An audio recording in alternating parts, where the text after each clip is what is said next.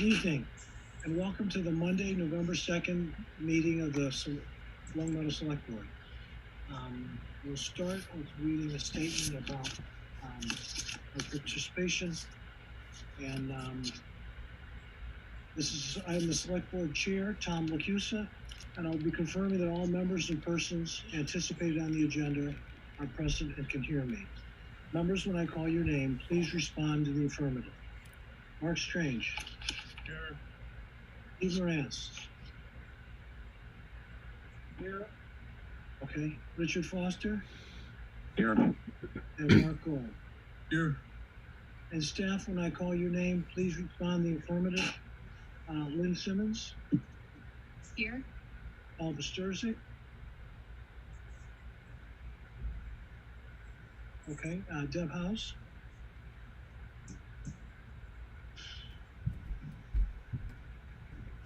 Okay. Chief John Dearborn. Here. Okay. Thank you. This open meeting of the Long Meadow Select Board is being conducted remotely, consistent with Governor Baker's executive order of March 12, 2020. Due to the current state of emergency in the Commonwealth, due to the outbreak of the COVID-19 virus. In order to mitigate the transmission of the COVID-19 virus, we've been advised and directed by the Commonwealth to suspend public gatherings. And such, the governor's order suspends the requirement of open meeting law to have all meetings in a publicly accessible physical location. Further, all members of the public bodies are allowed and encouraged to participate remotely. The order, which you find posted with this agenda for the meeting, allows public bodies to meet entirely remotely so long as reasonable public access is afforded so that the public can follow along the deliberations of the meeting. Ensuring public access does not ensure public participation unless such participation is required by the law. This meeting will feature public comment. For this meeting, the Long Meadow Select Board is convening by telephone conference, video conference via Zoom, as posted in the town's website, identifying how the public may join. For resident comment, after announcement of COVID-19 update and general announcement, I'll afford public comments as follows. I will first ask members of the public who would speak to identify names and addresses only. Once I have a list of all the public commentators, I will call on each by name and afford 3 minutes for any comment. Please note that this meeting is being recorded and that some attendees are participating by video conference. Accordingly, please be aware that other folks may be able to see you, and take care not to screen share your computer. Anything that you broadcast may be captured by the recording. All the materials for this meeting are available on the agenda posted on longmeadow.org. The public is encouraged to follow along using the posted agenda unless I note otherwise. We are now turning to the first item on the agenda. Before we do so, permit me to cover some ground rules for effective and clear conduct of our business and to ensure accurate meeting minutes. I will introduce each speaker on the agenda. After they conclude their remarks, the chair will go down the line of members, inviting each by name to provide any comment, further questions, or motions. Please hold until your name is called. Further, please remember to mute your phone or computer when you're not speaking. Please remember to speak clearly in a way that generates accurate minutes. For any response, please wait until the chair yields the floor to you and state your name before speaking. If members wish to engage in a colloquy with other members, please do so through the chair, taking care to identify yourself. Finally, each vote taken in this meeting will be conducted by roll call vote. All right. I had some popcorn and I had a piece of popcorn got in my throat, so I apologize for the difficulty. So let's go to an update on COVID-19 in our town. Our fire chief, John Dearborn. Okay, good evening, everybody. Can you hear me okay? Yep. So over the past few weeks, if you've been watching the COVID map, we transitioned from our gray non-designated community, which is less than 5 active cases. We went to green. Unfortunately, last week we went to yellow, and that's been due to an uptick in cases in the community. As of today, we are at 15 active cases, but as I've stated in the past, this number changes daily and sometimes hourly. Unfortunately, in the 2-week reporting period from 10/18 to 10/31, we experienced a total of 24 new cases. And if we're doing our math correctly, that will put us in as a red designated community when Thursday's reporting. That's based on the information we have right now. The governor in his press briefing today did make the statement that they were reevaluating the dashboard, but they were not specific about that. But based on the information we have at this point, we'll be at red community. Really, our threshold is 17 cases to go from the yellow to the red. So, in my mind, we clearly went past that. We've been with our public health nurse and Cheryl, you'll meet here in a minute. We've really been taking a look at kind of causation for our cases, and public gatherings seem to be the common theme. But we have a lot of outliers, onesie twosies here and there. So it's not real consistent, but we do see that as a common causation. So we ask people to really take engaging in public gatherings, recant social distance, abide by the governor's regulations on that. Do your best to, wear masks, wash your hands, all the things you've heard over and over again. We really need our community to engage this. We are kind of on an island here. We've been surrounded by red communities for some period of time. And based on our numbers, I think we can get back to a yellow, green, or even gray community, but we all need to do our part and really take this seriously. This is not a time to drop our guard. COVID is in our region, it's in our area, and it's certainly in our community. So we all need to continue to take this seriously. A couple updates. The governor updated some orders today. These orders will go into effect on November 6th at noontime. They reduced the gathering size for private residence indoor gatherings. They reduced it to 10 people and a limit for 25 for outdoor gatherings. And all gatherings must disperse by 9:30. I'll get into that in a second. Any organizers of a group gathering that find out that there's a COVID-related case, they are required to report that information to the local board of health under this new order. Second, there are 3 main subjects of the order. They have expanded the mask guidance to all persons must wear masks in public places, even if they're social distancing. They want really what they're looking for. The expectation is masks being worn all the time. And the largest and most significant aspect of this is restaurants will have to stop serving at 9:30 p.m. And the expectation here is that, and they don't use the word curfew here, it's a stay-at-home advisory that folks should be home with their families from 10 p.m. to 5 a.m. This was just released. There will be more details coming out on it. This does affect some of our businesses in town, and we'll get that information out to them as it comes out. A couple of activities from the COVID team here. We've been working really hard the last over a month now on health and safety plans for the election, also security plan for the elections. We think we have a really good setup there. We had the opportunity to test it through the primaries. We have potential for about 4,000 voters tomorrow. So we put supplemental lighting. There'll be a significant police presence there. We have some contingencies. Today, with the wind and everything else, we actually made contingency plans in case we have a power failure there. so equipment staged and ready to go. We're doing our best to make sure that this goes off without a hitch. Due to the uptick in the COVID calls, we're going to re-engage our stakeholder calls. That's with all our congregate and elderly facilities, churches, private schools, and the public schools. It's an opportunity once a week for information sharing. It was really effective during the April, May, June times we had. Great information sharing, resource sharing. So based on what we're seeing, we're going to reinstitute that.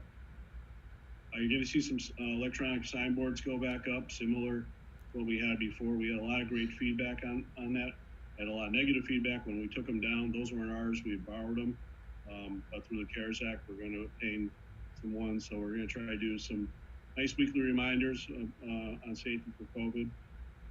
We're going to start doing some public service announcements and a little bit more public information, kind of ramp back up to where we were in the spring. And we're discussing a possible mask giveaway. And as we'll meet Cheryl in a second, she's got lots of additional ideas for us to engage in. So with that, I'll take any questions. Okay, so members of the board, I'll just go through. Mark Strange, you have any questions? Just a quick one. Hey, Chief, thanks so much for all that information. So just quickly, what are the consequences of the town going yellow to red? Are there any? So initially, we won't have, really there isn't any consequences. It's a posting. If we go 3 consecutive cycles, they can move us back to, correct me, Lynn here, phase Step 2. 1 of phase 3. Yeah, and that really, the biggest impact there will be impact to the library on their operations, and mainly the restaurants. And some Capacity in a lot of places. Capacity in a lot of the service sectors and the entertainment stuff. It drops it back down to 40%. Sorry, well, didn't mean that to is a hit to our businesses, so. Thank you. Okay, Mark Gold, do you have any questions? Yeah, I did. Again, Chief Dearborn, thanks for the update. My big question is, have we done contact tracing to determine if the causes of the infections in Longmeadow are from Longmeadow or from our residents being outside the town? So, and I discussed this with the public health nurse, and actually we have this discussion all the time because I want to know the same information. It's really a mixed bag, Mark. We have, most of the people in town work out of town. We see the numbers in those towns. So that's a contributor. Group gatherings are a contributor. It's really, we don't, I want to be able to put my thumb on and say, this is something we can work on. That's really, it's a kind of a global attack on this to try to stem the flow here. Okay. I will tell you, just if I could add to that, we've had very few cases that disrupted the schools. We've only had a few, and that really there's no evidence to support that the in-person learning at the schools is contributing to the numbers. There's just a handful here and there. So. Mm-hmm. Okay, thanks. Stephen Morantz, any questions? Okay, Richard Foster? No. Okay, I just had one question. So if someone had a public gathering and someone then turned out to have COVID, so they should just report that to the Department of Health in town, and they should just find their number on the website. Is that what you're suggesting? Yep, we have a COVID address that will actually get right to Cheryl on that, and then we can start and if there's a positive case, it'll also cross-reference in the contact tracing. So. Yeah, because I'm wondering if people are going to need, how's that going to be announced? I think especially, in a month, well, we'll see if we have to do this in a month from now at Thanksgiving, then we want to make sure people knew that they are expected to call in and then how to reach. So how is this going to be marketed?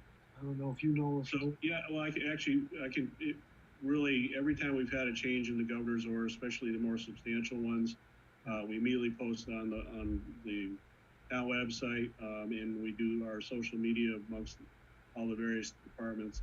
I can tell you these orders are probably going to be interpreted as pretty dramatic, so there's going to be a lot of press coverage over the next few days with these. I kind of hope it doesn't get drowned out with all the other stuff that's in the news, but we market through our website, social media, and we get fairly good response from that. All right, great. Thank you. And so did you want to? So yeah, Tom, if I could, this might be a good segue here. So with the CARES Act funding, we've created a temporary position called the COVID-19 Public Health Coordinator. And some of you are probably seeing on your screen, Cheryl Messer has joined us. Cheryl Messer-Lusty has joined us. She is filling this role of our COVID-19 Public Health Coordinator.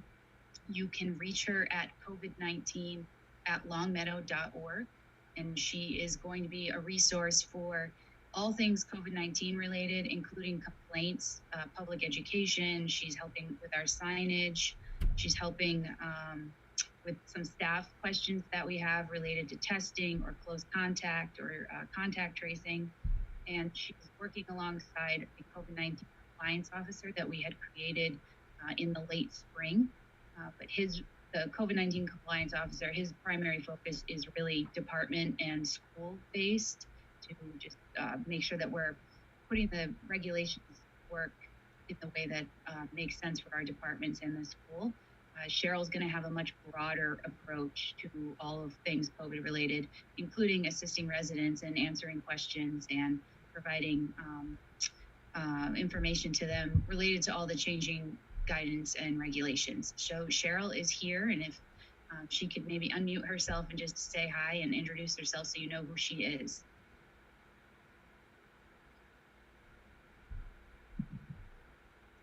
Hi, I'm Cheryl Messer-Lusty. I originally come from Ludlow, where I was the director of nurses for the Board of Health. I do have a nursing background, and I'm actually very excited to be here. And you have to excuse me because my speakers are terrible and I can't hear half the stuff you guys are saying. Does anyone have questions for me? Mark, you're trying to make Yeah, I just have a question, and it's actually brought to my attention by a citizen in town.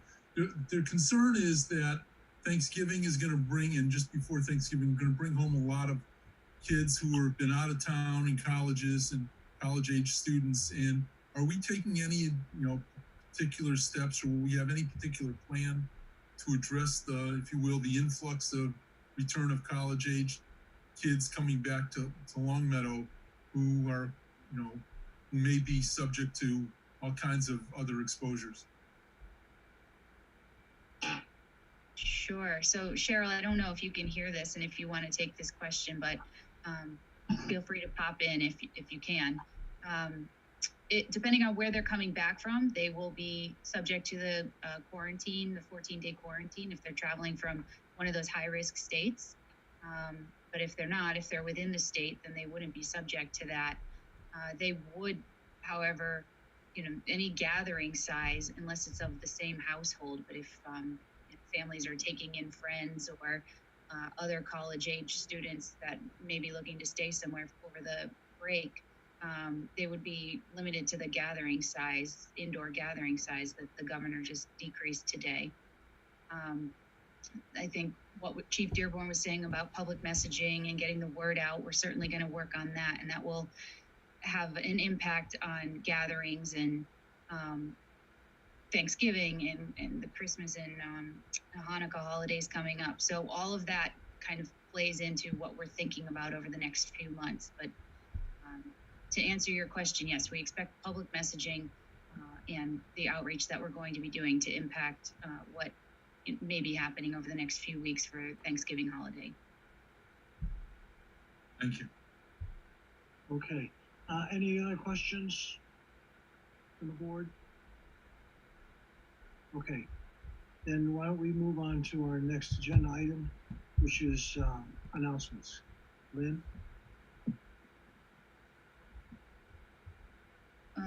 Thank you. One second. I don't actually have them pulled up here. Hold on. Okay, well, we know it's gonna be about voting, because we don't wanna forget that tomorrow.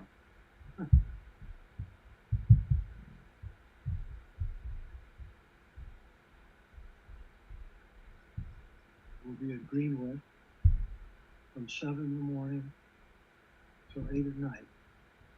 Yeah, so it's a reminder about the election day voting tomorrow at Greenwood Center.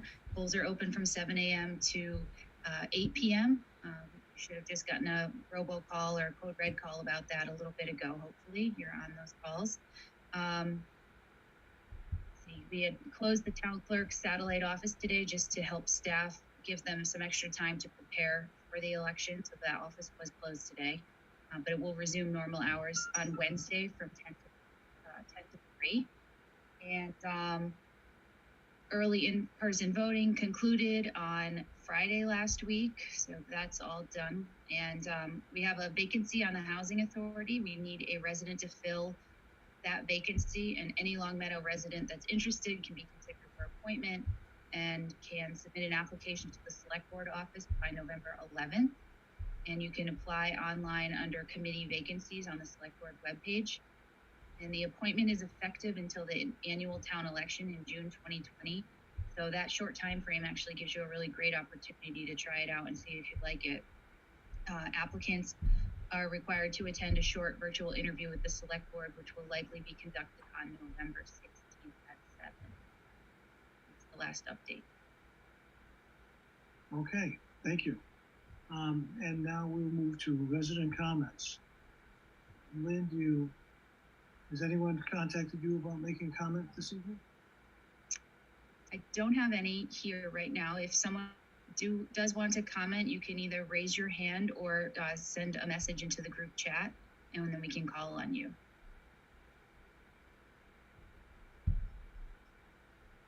Okay.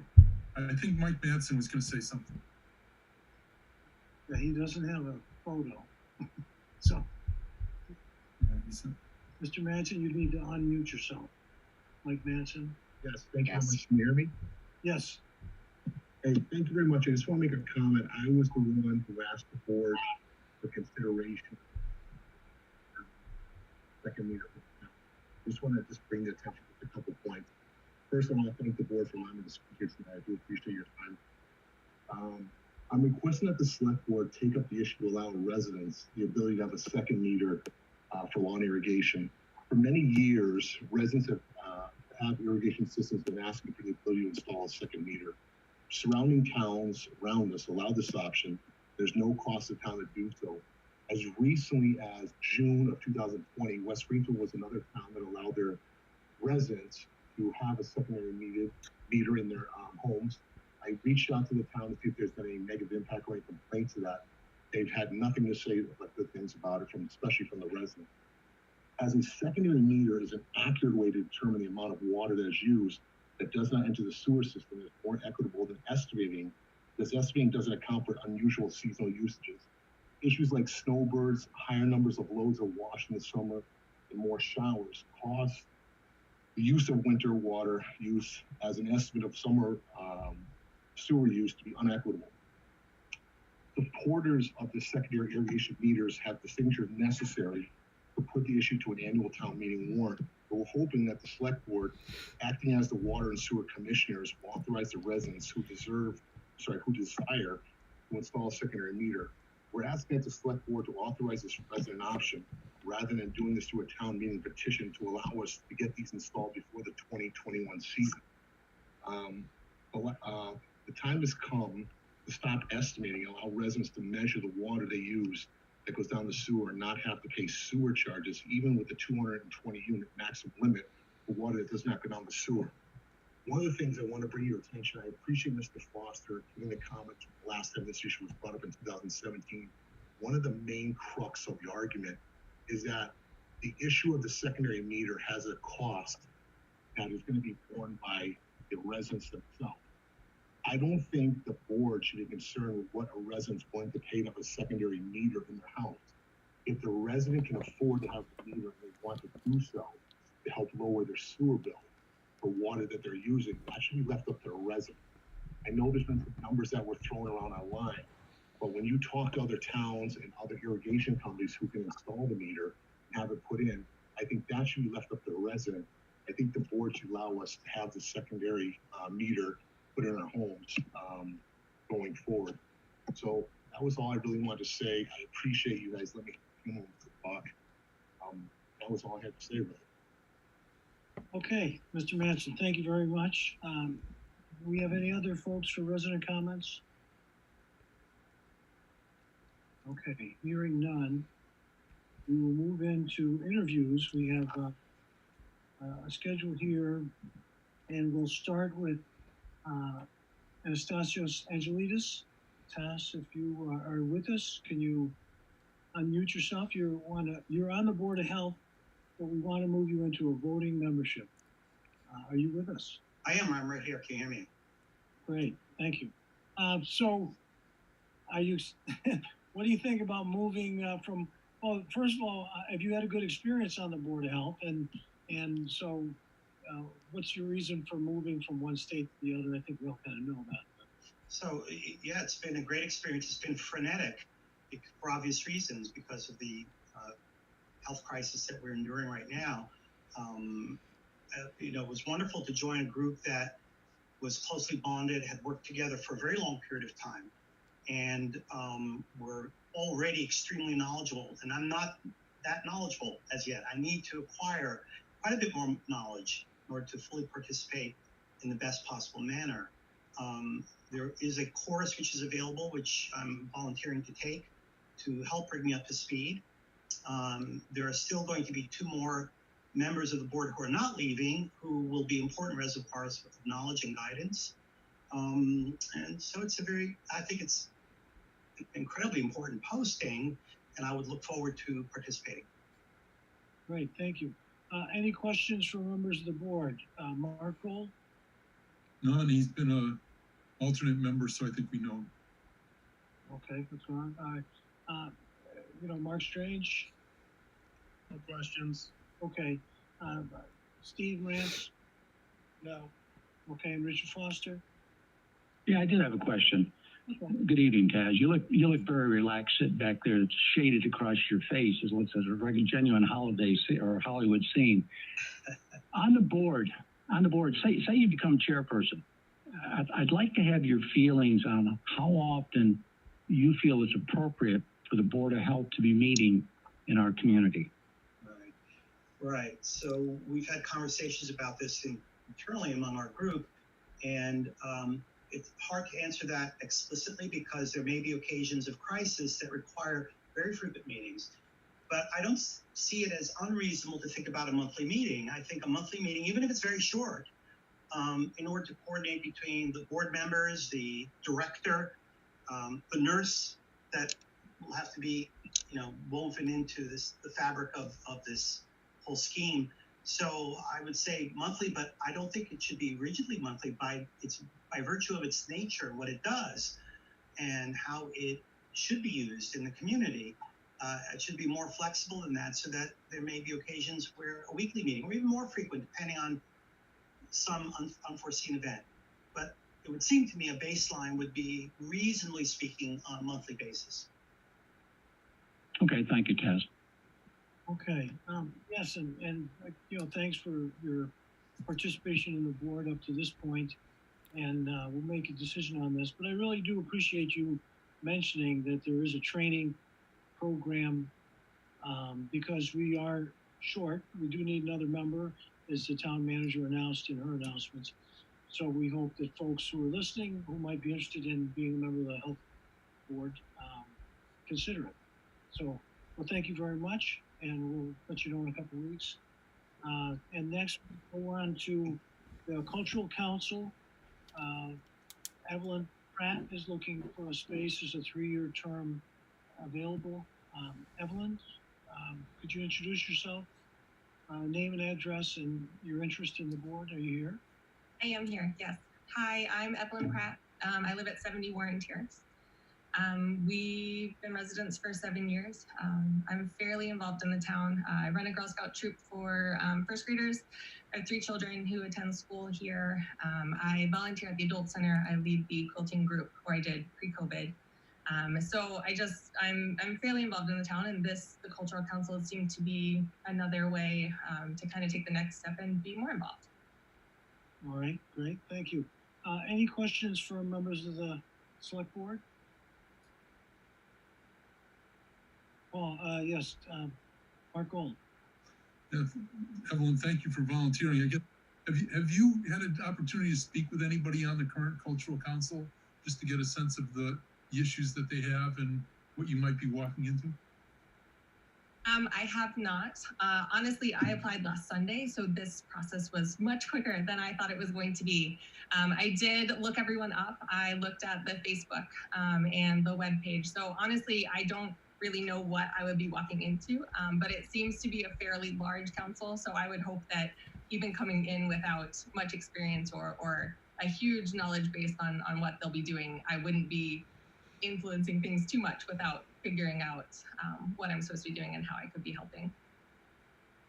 Yeah, I'm sure you'll be fine, thanks. Okay, any other questions from the board? Comments? Okay, well, thank you, Evelyn. I think, we'll let you know in a couple of weeks, but thank you for your past volunteering services and, and being interested in the Cultural Council. So thank you. Thank you. Now we have the Local Community Mitigation Advisory Committee, which is a 5-year term. And we have 2 individuals interested, and we'll start with David Russell, name and address and your interest in the position. Yes, good evening, everyone. I'm Dave Russell, 74 Herbert Street. I've just learned about this position, and I've done some research related to the Massachusetts Gaming Council, and I'd like to see perhaps us getting a bit more involved. I understand that Ms. Morantz has been on this, and I'd like to have a chance to meet with him if I could to find out what some of the current issues are. Okay. Questions from the board? Yes, Marco. Mr. Russell, thank you for applying. I guess, do you have any? I'll ask you the same. Do you know what this committee does? What the intent of the organization is, and kind of anything that they may have done up till now? Relatively, I know much more about the Gaming Commission as a whole rather than the local committee, and I'd like to learn about that. I have just one issue that I'd like to explore with you and with Mr. Morantz, and that is Long Meadow has received only 1 grant, and I'd be interested in what we could do to consider some more grants. I'm thinking particularly, as everyone knows, Friday evening especially it can be pretty tough on Long Meadow Street, and I'm wondering if any of that is casino related and whether we should pursue a grant on that. Okay. Any other questions from members of the board? I just would like to say, David, I'm glad you're applying for this.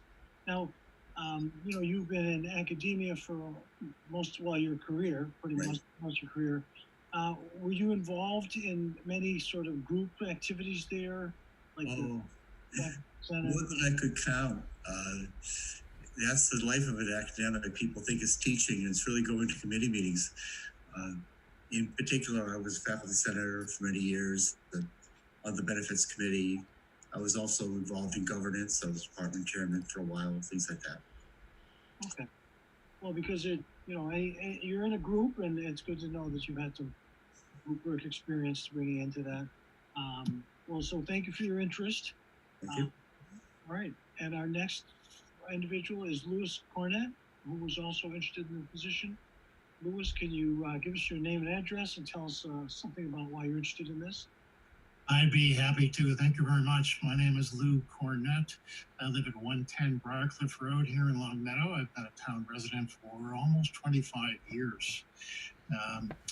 Along with Evelyn and I think Dave as well, fairly recently heard about this particular position. I was actually going on the town website to look something up and saw that opportunity and said, very, very interesting. And the reason I found it interesting was I've had a fair amount of experience here in the town of Longmeadow. I filled a opening on the Longmeadow Planning Board, and then ran for election and was elected to the planning board and served a full term of 5 years. This was back in the 2000s. I believe I served until about 2007 or 2008. Done some other volunteer work, helping the Recycling Commission, and served on that briefly as well. I feel as all of our town residents, and it's great to see Dave approach this as well, we all want to do something to better the town. And when I saw the particular parameters of this position or what it does, I thought I could provide some real input to that. I did have an opportunity to speak to Steve the other day about where this is going and where he'd like to see it going, and that furthered my interest. My background is worked in government, started my career actually in government and was a criminal justice planner at the city of Boston, Mayor's Office of Criminal Justice. Went back, got my MBA and in the private sector for quite a while, and then moved off into management consulting, and have been working here in the general area. In addition to the planning board, I served on the Pioneer Valley Planning Commission as the Longmeadow Commissioner. So that gave me a great opportunity to interface with other cities and towns and coordinate with them. In my role as a management consultant on the local area, had a lot of opportunities to interact with legislators and other business people in this area. My offices in downtown Springfield overlook the casino, and it's very interesting to see that rise. So I'm committed to Longmeadow.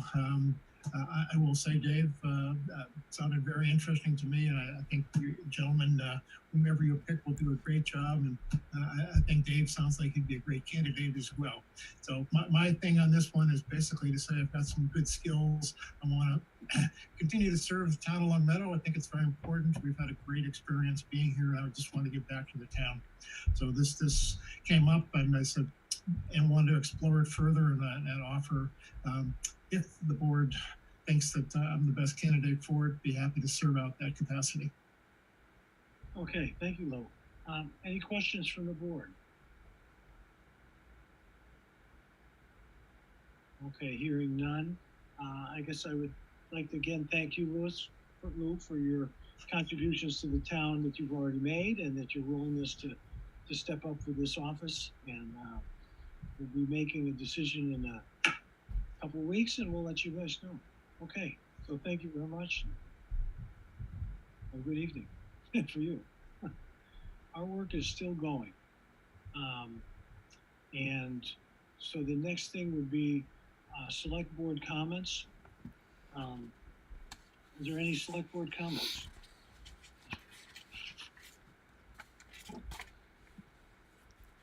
Okay, I don't hear any.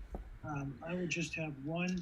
I know that earlier in the year, actually Richard Foster had made the suggestion that the town think of ways to help local businesses. And so I was listening to that, and pretty soon we're going to be doing our tax hearings, and then we'll be setting, we'll be looking at collecting fees from individuals who have bars in town and who have alcohol licenses. And some towns are considering reducing the fees on the licenses because income for these establishments has dropped significantly. Paul Pasterzik had sent me a little information about it.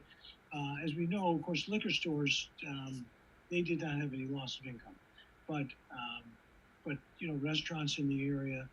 And so as we look at ways we might want to make things a little easier for establishments and local businesses who are affected mostly by the COVID-19, and that would be our local restaurants. It's something I'm hoping we can just discuss in the future. And so I'll just make a comment, but I know that board members are concerned about this. It's not just my idea. So, okay, if that is it, then I guess we'll move to our town manager's report.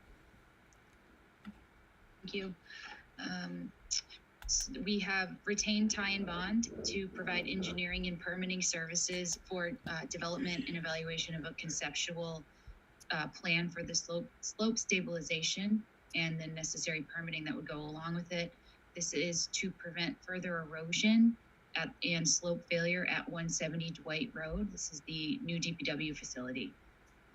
Watched it decline more and more over the past at least year since it's been an active site, and we need to take some steps to remediate that. This is the first step in a multi-step process that's going to require a thorough review of funding options. The tax abatement program for FY 2022 will be postponed for the foreseeable future. We can't have additional people in town buildings right now due to COVID-19. And when the impacts of the pandemic lessen, we will look at restarting that program then. The town recently held an online public auction. It was coordinated by the town's purchasing agent, Chad Thompson. And this was for surplus goods and equipment, including old iPads, a decommissioned police vehicle, and DPW equipment. A total of 19 items were sold, yielding $36,585. Obviously, everyone knows about the election. It's taking place tomorrow. But the town clerk's office has been incredibly busy processing vote by mail applications, mailing ballots, processing ballots that have been returned, and overseeing the early voting. As of October 9th, when this report was prepared, a total of 1,229 absentee ballots out of 1,341 have been returned.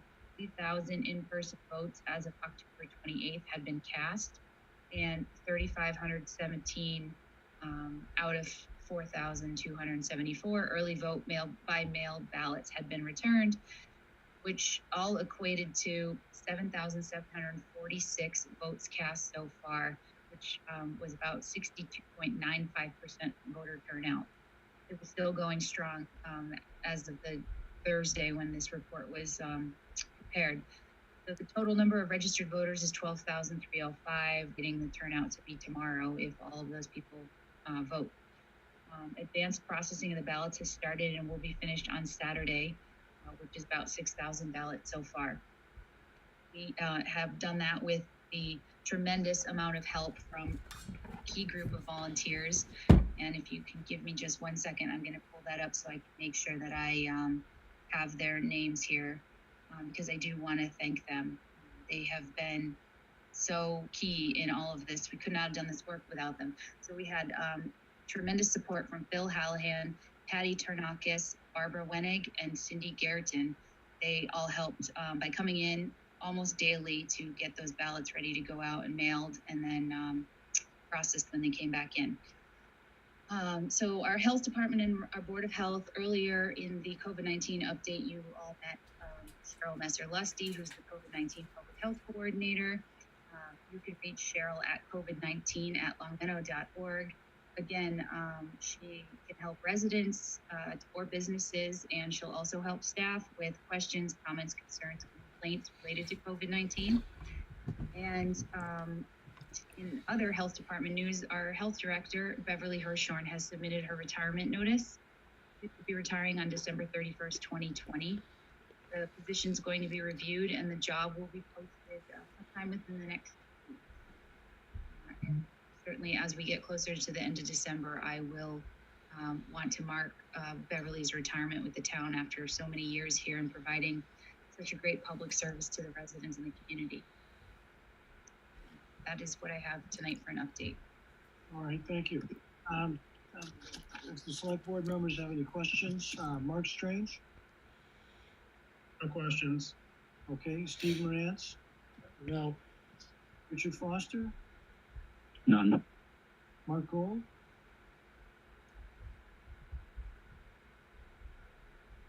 I think he said no questions. Okay, all right. And then, and myself, the only thing is, with Beverly Hirschhorn, do you have a rough idea of how many years she served the town in this position? Or for the Board of Health in general? I know it's more than 10. It could be as much as 20, but I'm not entirely sure at the moment. I think we're closer to 20. Closer to 20, yeah, Paul, thank you. Yeah. Yeah, she's been a great resource, and I know that anyone I ever talked to, she was always very responsive to residents, and we could always feel comfortable with the information she gave us. It was accurate and well thought out, and so it's going to be hard to replace someone like that, that's for sure. So we'll, later in the meeting, we are going to talk a little bit about the Board of Health and where we're at in that department. So, next thing would be to approve the minutes of October 19th. I'm looking for a motion to approve those. So moved. Okay, second? Second. Okay, I guess Mark was louder. We'll do a roll call vote. Deb, you want to call out? Yes. Mark Strange, Yes. Steve, Yes. Mark Gold, Yes. Richard, Yes. All right, and we move to the road incursion repair, road surface incursion repair policy that we had discussed last week. I don't know, Mark, do you want to just give us a brief recap of what this policy is intending to do? Yeah, the policy is strictly intended to put a minimum size on the repair, so we don't have any of the 6 by 6 inch or 12 by 12 inch kind of repairs, or the strips going across the road that are kind of axle busters. I think we've shown that repairs that extend a little bit larger do a better job with the amount of money we've been spending on our roads. I just thought it was important for us to let people know that you can cut into the roads, but make a repair that's worthwhile and stands up to the quality of the roads we made. Okay. Was there any further questions or comments from the board on this proposal? Mark Strange? No, I don't have any questions or comments. Okay, Steve Morantz? No, none. Richard Foster? Nothing, Tom. Okay, my only question, and I don't know who will help me with this, is that, for residents who needed to have work done that was going to cut across a main road, any road, I guess, it would be pretty expensive for them.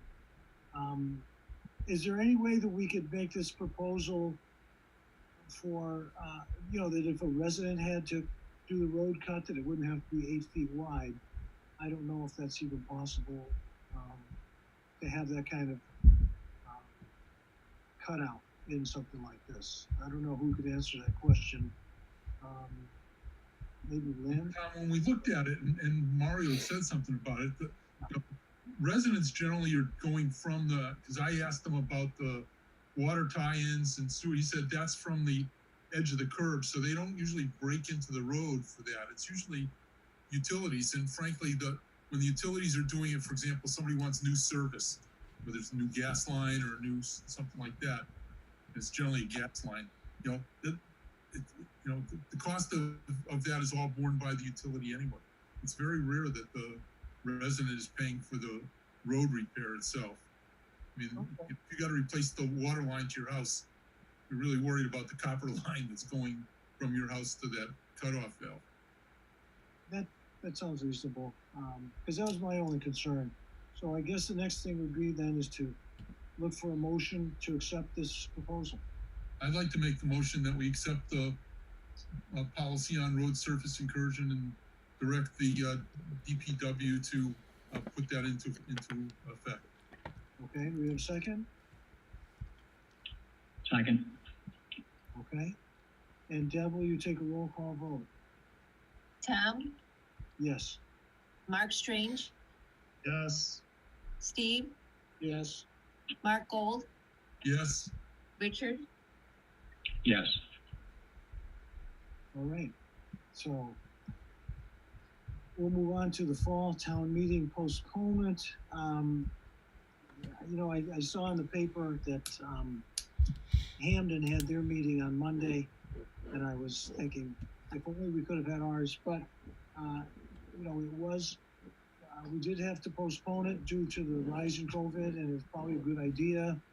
I definitely think that even one person getting severely ill from a town meeting is too many. So, Lynn, did you want to comment on this, or should we have Rebecca on to comment?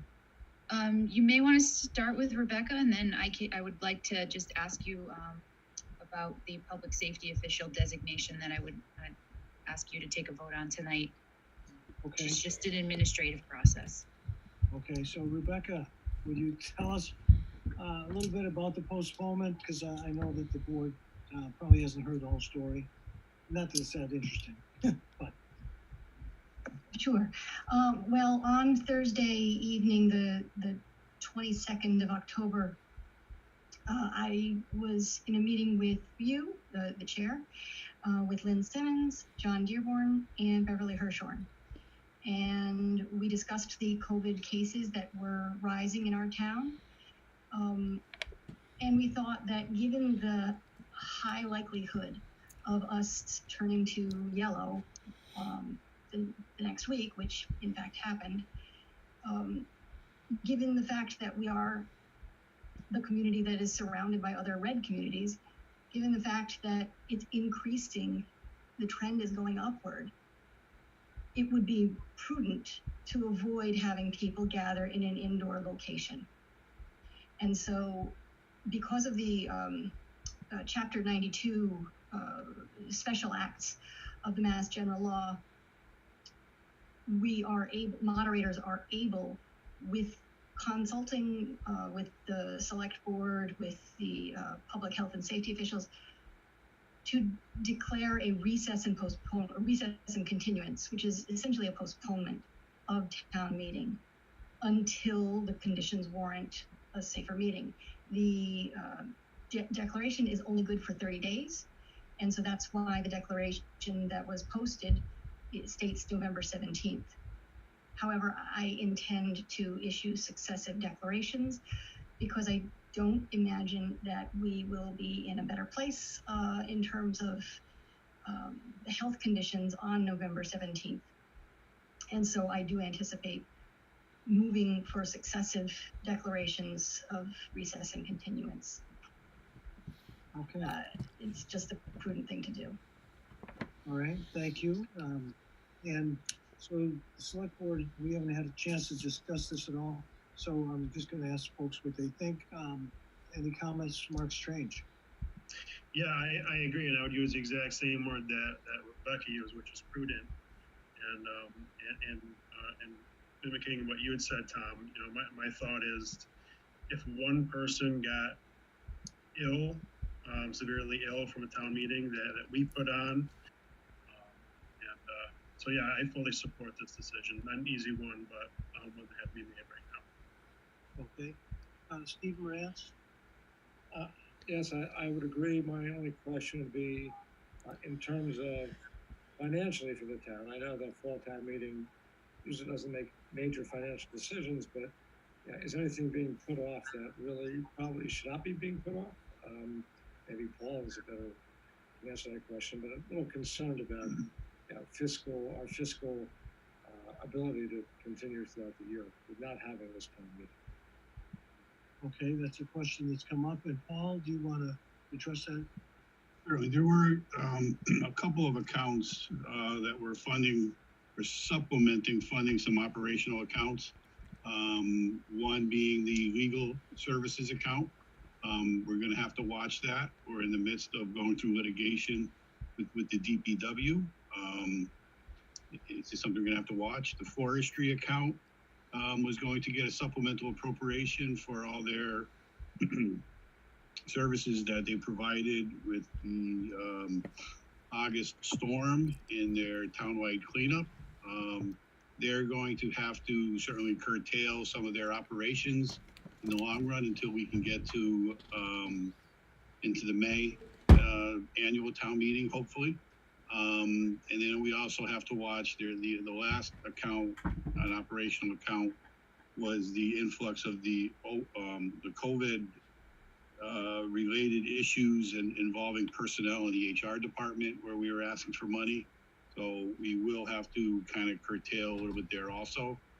The other account, when we did have a discussion on this a little while ago meeting, was that at $300,000 in order to offset the MGM money.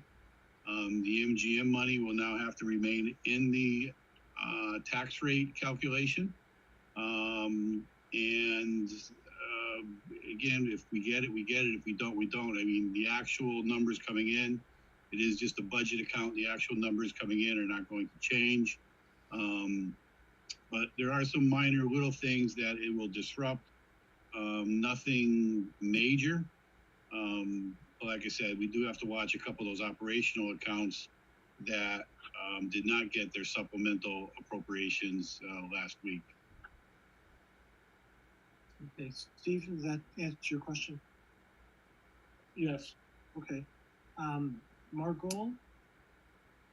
Yeah, I do have a couple of questions, but I agree with the decision to postpone it for everything that's been said. But my understanding is that our annual town meeting times and dates are prescribed in our bylaws or charter, but a special town meeting is not.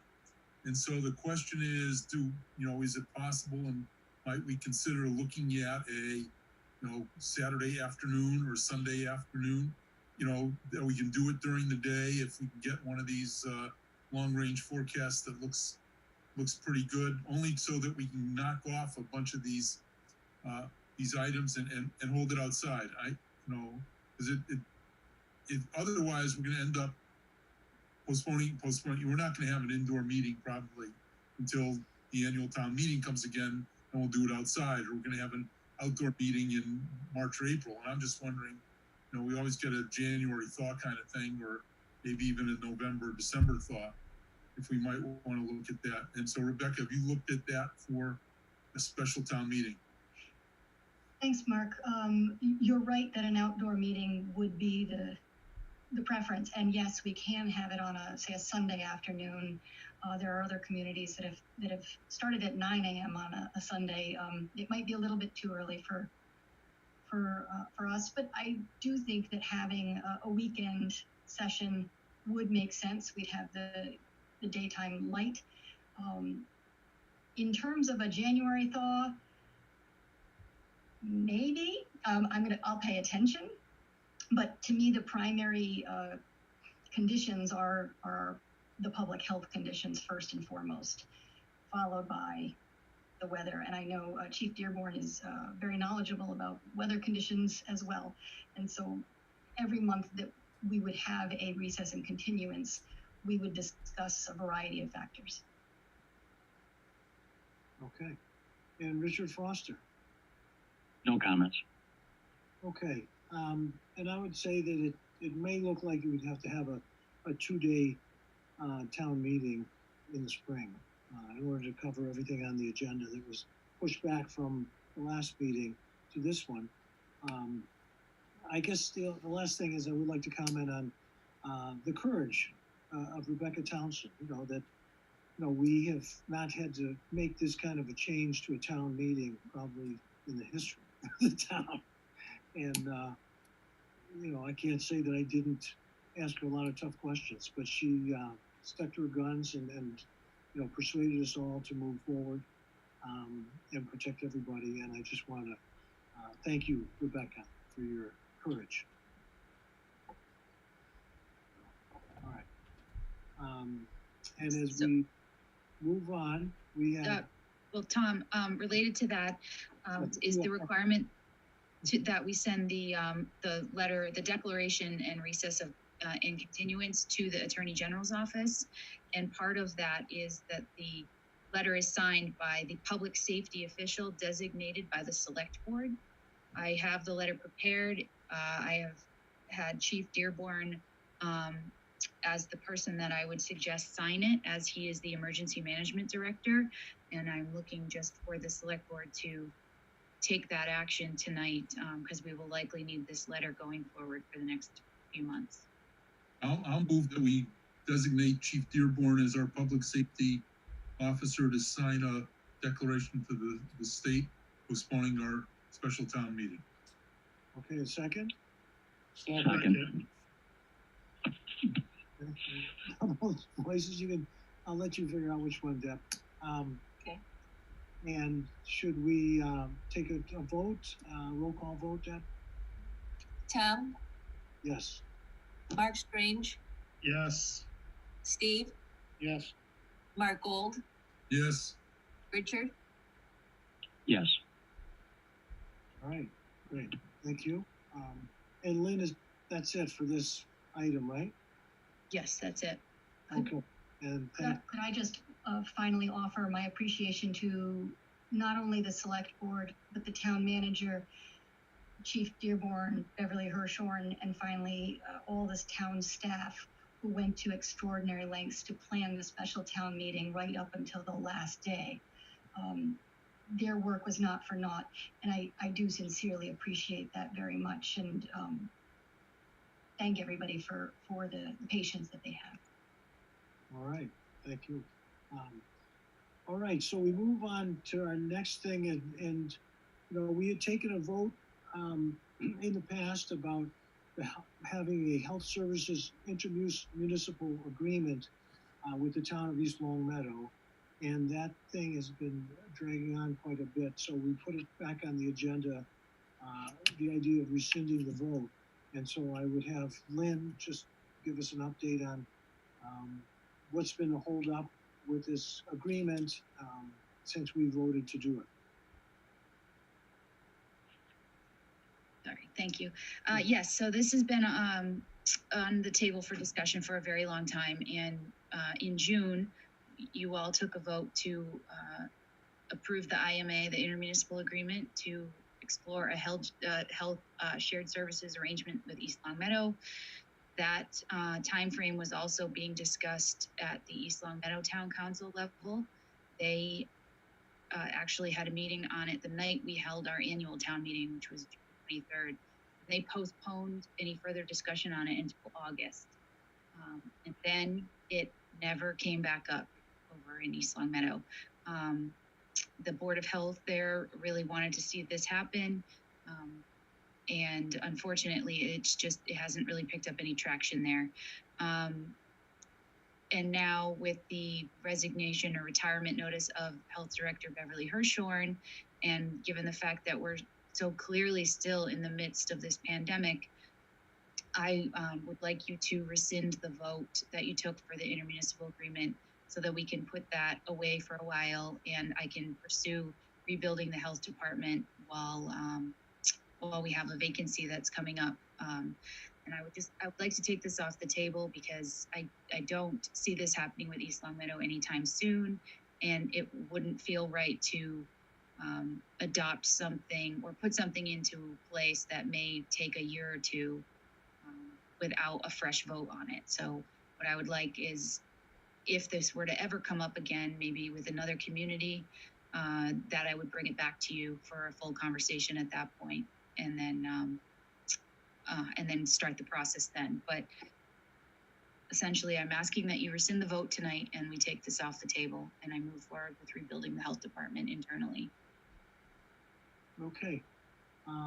So do we want to have any discussion on this, or do someone want to make a motion to rescind the vote? Can I just add one more thing? I'm sorry. I do think overall in the next 5 to 10 years, this is the absolute direction that public health is going. DPH has made that very clear with the grant funding that they're giving out. They are heavily funding districts and shared health agreements, much more so than individual communities. So eventually, I think this is the direction we should go. It could just be that this isn't the right time or this wasn't the right partner. But I do see this on the horizon at some point. Okay. All right, but it would also open the door for us if another community was interested in doing it sooner, right? Yes, we could have that conversation. Yeah. So, any questions or comments or motions? Yeah, I'll make a motion that we rescind our vote on forming an intermunicipal agreement with East Long Meadow on health departments and direct the town manager to begin the process of hiring a replacement health director and rebuilding our health department. Okay, and we second on that? Second. Okay. Any further discussion on the change? Hearing none, Deb, will you do a roll call vote? Tom, Yes. Mark Strange, Yes. Steve, Yes. Mark Gold, Yes. Richard, Yes. Okay, great. I think that's a good move, and thank you for bringing that to our attention, Lynn. So the next thing is an update on an open letter to Judge James, the CEO, or James Judd, the CEO of Eversource Energy, and request to sign onto the letter by the rest by the board. And so, Lynn, you have shared an email chain, and do you want to make comments on that? I just wanted to bring this matter to the next public meeting, or this public meeting right now, because at the October 19th meeting, the board directed me to reach out to the attorney and ask his opinion on whether or not the board should sign it. And I wanted to come back in a public meeting and let you know that his advice was not to sign it. And so the select board took no action on that letter as a public body. That was all I had for an update. All right. And, we had talked about sort of chain letters and chain communications. And so what I wanted to do is just share my screen. I don't know if that is actually, let me see. Is that working? Can people see this now? Yes. Okay. So this is about open meeting law requirements. And so this is just a few, like a social network diagram. And so these 5 circles represent the select board. And so diagram 1 is really about scheduling appointments. And usually all members can discuss things with the chair, and the chair can actually discuss things with them about schedule. That's not our difficulty. This next diagram here is outside members, which are in green. They have the right to communicate to any members of the board, all members or just specific members, and that's not a violation. That's okay to do. And but the board members are not supposed to share information that is gotten from outside members with other members of the board. That would become discussions. Private deliberation. In this diagram, one person, sending emails to other people on the board or sending one email to all members of the board is not acceptable. Private deliberation, where one person speaks to one person and then it moves to another person, again, is not acceptable. If you had private deliberation between just 2 of these circles, well, then that would not be a problem. Select board comments is an example of deliberation where one person is communicating to all members of the board in open session, and that is a great tool that we've used effectively. And then the last diagram is really discussing an agenda item in open session where everyone on the board can interact with everyone else as they need to. And so, we had talked about the ability, the need about open meeting law to be something that we would police ourselves. And so I put this little presentation just to remind us of this. And that's all I have to say. Does anyone else have any other comments on this agenda item? Yeah, Tom, this is Mark Gold. My only comment is that the problem, the distinction is deliberation versus information, or not even just information, but you know, like you said, scheduling or something like that. You know, when we used to have courses and Dave Martell used to teach them, and you know, he always said that the key words were "I believe," "I think," "It's my opinion," those being prohibited from you to do to multiple members of the select board in an email system outside of a public meeting. And I've kept that in mind, that, you know, you can always say, "I'm available," or "I can talk about that," but if you say "I believe," "I think," or "It's my opinion," you've gone too far. And I think that's what we need to keep in mind. Okay, thank you. Any other comments? All right. So thank you. Nice circles, Tom. Oh, thank you. It was difficult to figure out how to do those in the easiest way, but you know, I guess I can change my. Let me see if I can get back to. Some of those almost look like they were codes for something. No. At the top of the screen, if you go unshare. Oh, unshare. Okay. Stop share. Okay. Thank you. Good. So, yes, well, I figured the diagrams. I studied social networks for my doctoral dissertation, so I think it's important to look at that. All right. So, if no other comments, we'll move on.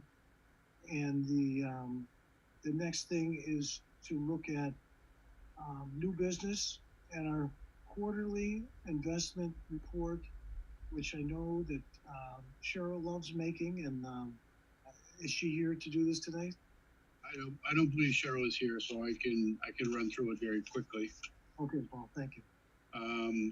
You know, this is the quarterly investment and cash report from the period July 1st through September 30th.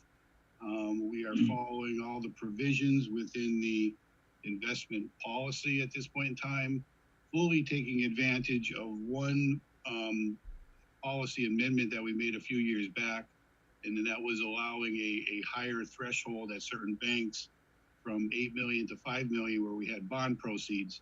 Those bond proceeds, fully taking advantage of almost $8 million in that one account, are earning a rate of 1.35%, which is very good when you look at the other rates of return that we're getting from the other accounts that we have. They range from 0.05 to maybe 0.8, so we're still doing very well on those investments. The other thing that I bring to your attention, we did have one bank, People's Bank, that was through our Bank rating system, was marked as a yellow as opposed to a green, where all the other ones were rated green, which is the highest safety. People's Bank did, their CFO did send a letter out to all its customers saying that they fully expect to return in Q3 of 2020 back to a green status, and it dealt with collateralization at their end by the just requirements of within the banking industry. Cheryl has outlined many of the accounts just to give you an idea of all the accounts that we have. More importantly, how the interest rates are dropping fairly drastically as we speak, therefore causing our interest revenue to also to take a deep dive also. Just a little update on the lockbox. We started that July 1st. The first commitment that was due August 1st dealt with the property taxes. Unfortunately, we missed an opportunity because we did not stuff return envelopes within the original property tax bills, and did not do a large amount of collections, which a lot of people have escrow accounts with the bank anyway. But what we did find is that the water and sewer bills, there was a pretty large influx of people using the lockbox system for those invoices dealing with water and sewer over the last 3 months, basically due towards the beginning of October, but many of those revenues had come in September. So we are very happy with that. I know that Cheryl looks at that account I'll say a couple times a week when it gets busy, to move those monies out of that account because it is earning such a low rate of return into those accounts that are earning a higher rate of return. Other than that, she does give some information regarding the interest that we're earning on our bond proceeds. That amount is a little over $38,000 for the quarter just ending. We are also doing fairly well when it comes to the OPEB trust fund that we sent off to the state a little over almost 2 years now, where we've actually put in deposits somewhere a little over $3 million, but have earnings of $371,000. So we are getting a fairly decent rate of return at this point in time. I would assume, giving the market going down over the month of October, would have some impact on that. But as the market goes, these earnings will also be reflective of that. And over the long term, hopefully it's going to beat any type of CD return that we were getting previously. Over the quarter, we had a decrease of a little over $6 million. The beginning of the fiscal year, we do have a lot of upfront money that we send out to take advantage of some prepayment credits. That being to the retirement system, about a $4 million bill that we were able to save a little money on by that prepayment, and also the property and casualty prepayment saved us quite a bit of money also. Other than that, we had some some debt service payments that were due, and that's basically the reason why the drop of about $6 million for that one quarter. Certainly not anticipated that we're going to drop that amount in the near future. And again, a lot of those were bond proceeds, and we're expected they'll probably slow down now that the DPW and the Council on Aging are near completion. So that will also be a little slowed down and should help our cash flow be a little bit more stabilized. Other than that, I would take questions on any of the materials previously submitted. Okay, so let's just go through. Mark Strange, any questions? I don't have any questions for Paul. Okay, Steve Morantz? No questions. Richard Foster? Nothing. And Mark Gold? I have two questions. The first question is, Paul, have you seen any shift in the relative interest rates of bands versus bonds? I know there, every spring we look to do stuff, and is there one way we want to go versus the other? And the other question I have, I'll ask them both so you can just get to them when you get to them. The other one is, do we have any bonds that are, ripe for potential refinancing in the next 6 months as interest rates have dropped, so we can try to lock in these low interest rates? Right. To answer your first question, Mark, because we're not out in the market right now, again, with bands, we usually do those in May. I just don't have an answer of where those are going at this point in time. I imagine they are fairly steadily low, but I imagine the gap between them and the long term is fairly narrow because the rates on the long term are so very low. With regard to refinancing, we do not have any that are available to refinance. Maybe about 2 years ago, we refinanced that first Long Meadow High School loan. And then just I believe it was last May, we had refinanced that second Long Meadow High School loan. So other than that, if we have any long-term, which we do still have some bonds, but they all have call provisions that require probably about a 10-year time frame between we initially issue them and the time we can call them. And we do not have any of those coming up in the near future. Those that we could take advantage of, we did already. Thank you. Okay, and Paul, the only thing I looked at is in terms of the total bank balances, it was very comforting to see that the smallest percent of investment, like 1.73 or 0.11%, were in banks that gave us the lowest rate, and 22.63% was in one that gave us the highest rate. So that's pretty good. Now, do we have to have a certain number of banks that we have distributed these funds to? Is that sort of is there a limit? How much we can put in a bank? No, we don't have a certain limit with the number of banks. It's all going to be dictated by the amount of cash that we have on hand. The policy provides that basically we cannot have more than $5 million in any one institution unless we have bond proceeds there. Then we can go to 8 million, and that's why you see the Adams Community Savings Bank earning that 1.35. That's where we have the nearly $8 million. So it's more of a it's more dictated by the amount of money that we have as opposed to a limitation on the number of banks. Okay, well, but that's encouraging. So thank you. So do we need to have a motion to accept the quarterly report, Paul? Is that what we do? It's nice if you do. It's going to have no impact if you don't.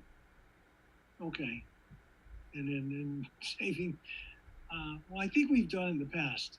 So why don't we is there a motion to accept the quarterly report? So moved. Okay, and a second? I'll second it. Do you have a roll call vote on this? Tom, Yes. Mark Strange, Yes. Steve, Yes. Mark Gold, Yes. Richard, Yes. Okay, and now we move to the fiscal year 2022 budget calendar review. Paul, do you want to? Yeah, this is a draft just of the timetables involved with the FY22 budget. For the most part, they mirror what has been done in the past. We are a little bit behind in that regard because historically at this point in time, we probably would have met with the school committee and the finance committee to go over assumptions. But given the fact that we do not have an exact cherry sheet or anything of that nature, everything is still in a little bit of flux right now. We have this before us that still meets all those target goals. And again, I think the big thing is on November 16th, that if we were able to have that joint meeting with the school committee and the finance committee, again, we will be going over budget assumptions right after this. But if those were accepted on the 16th, we would have the all those budget directives in the hands of the department heads later on that week, and we would relatively be right back on track if we can follow that schedule. Okay, and the only thing I have to announce is that I have heard back from the school committee and the finance committee, and they are planning to join us on November 16th. Do we have any other questions from members of the board on this plan? Okay. I have a question. Oh, okay, Mark. Yes, Mark. Yeah. The question's for Lynn. Lynn, this is your first time, coming into the budget at this stage of the budget. Do you have any comments or things that, you're looking at that's saying, why are we doing it? Or we should be doing things differently? I mean, we're in a rut, but if you've got a fresh set of eyes, love to hear from it. Nothing initially. It's definitely starting a lot sooner than what I was used to starting in a city, but it's a very different structure. So no, nothing that stands out. Certainly trying to prepare a budget in this climate that we're in right now is not going to be the easiest. A lot of it's going to be unknown as we pull together, but I think we'll have something good to present once this all wraps up. I think we'll know a lot more as we get towards the end of winter. We'll have a better idea how hard this pandemic hit over the next few months. Okay. Any other questions or comments? All right, then we can move on to the budget assumptions. Paul? Budget assumptions, I gave you a Word document, and I also gave you an Excel document. They both go hand in hand. The Word is just the text that goes along with the numerics. I will work off of the Word document. And the first part of it says that initially, we are going to put in, or we're allowed to raise 2.5%, but we will use a goal of raising 1.75% in FY22. You may recall that in FY20, we had a goal of that same 1.75%. We had gone to the annual town meeting, hitting a rate of 1.875%, which was kind of known at the time that we were going to take or couldn't meet that objective of the 1.75.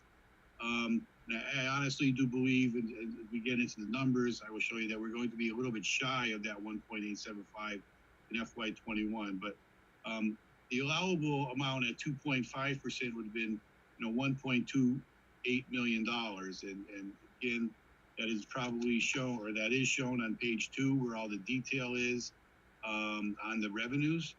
I'm anticipating that we will get a little state aid, mainly in the form of Chapter 70, and that being a minimal amount of $30 per pupil, which is a historic minimal amount that we have received in the past.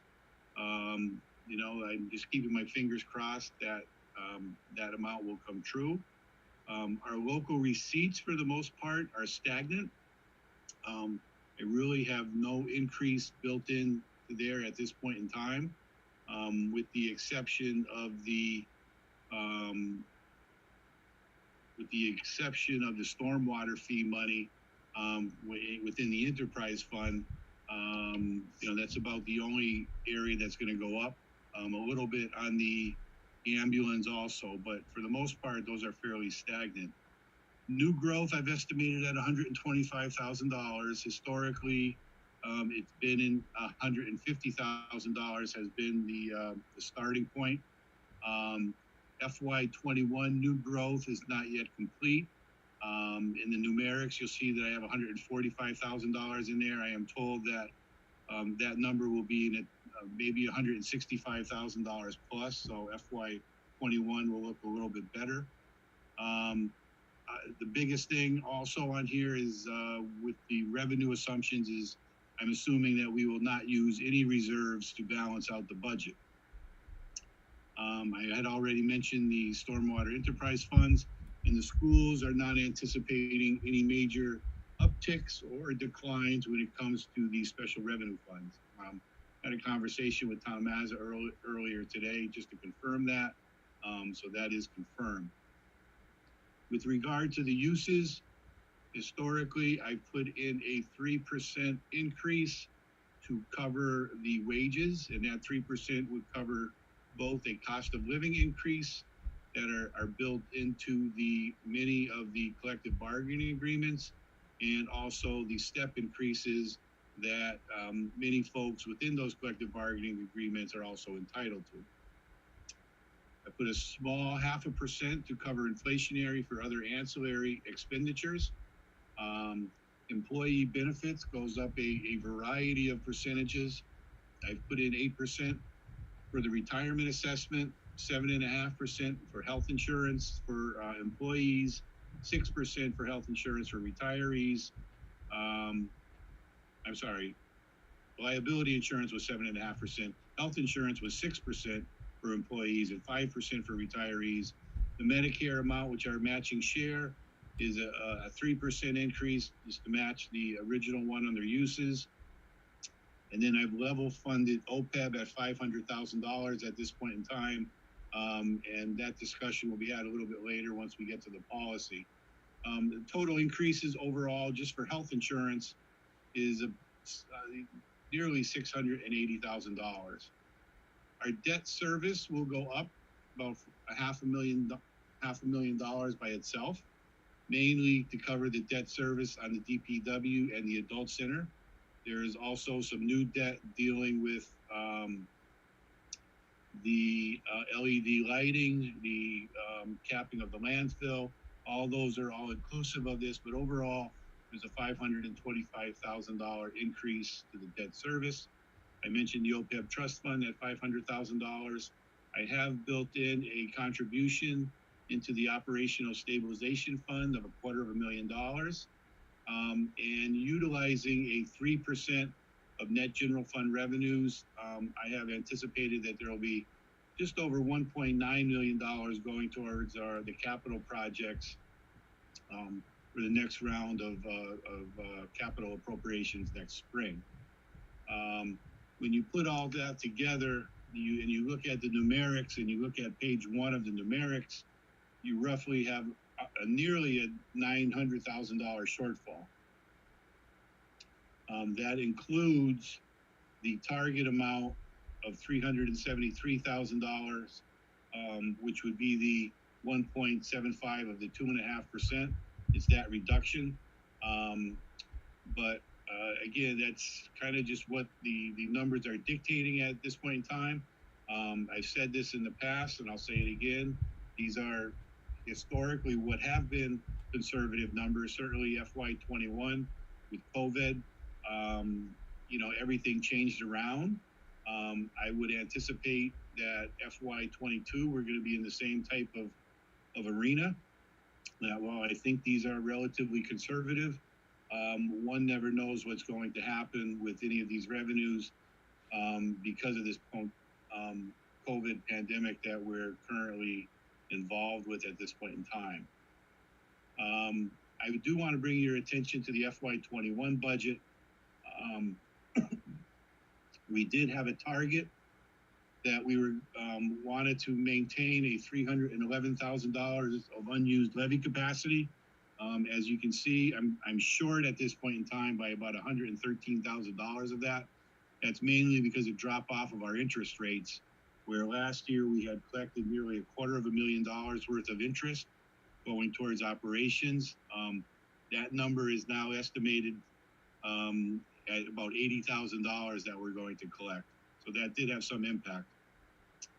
I do believe that I can reduce that $113,000 deficit shown in that FY21 column by a little bit. As I mentioned, the last number that I received from the assessor's office from new growth was about $20,000 higher than what I currently have in this projection. And there are a couple receipts or local receipt categories that have done a little turnaround and have begun to look a little positive.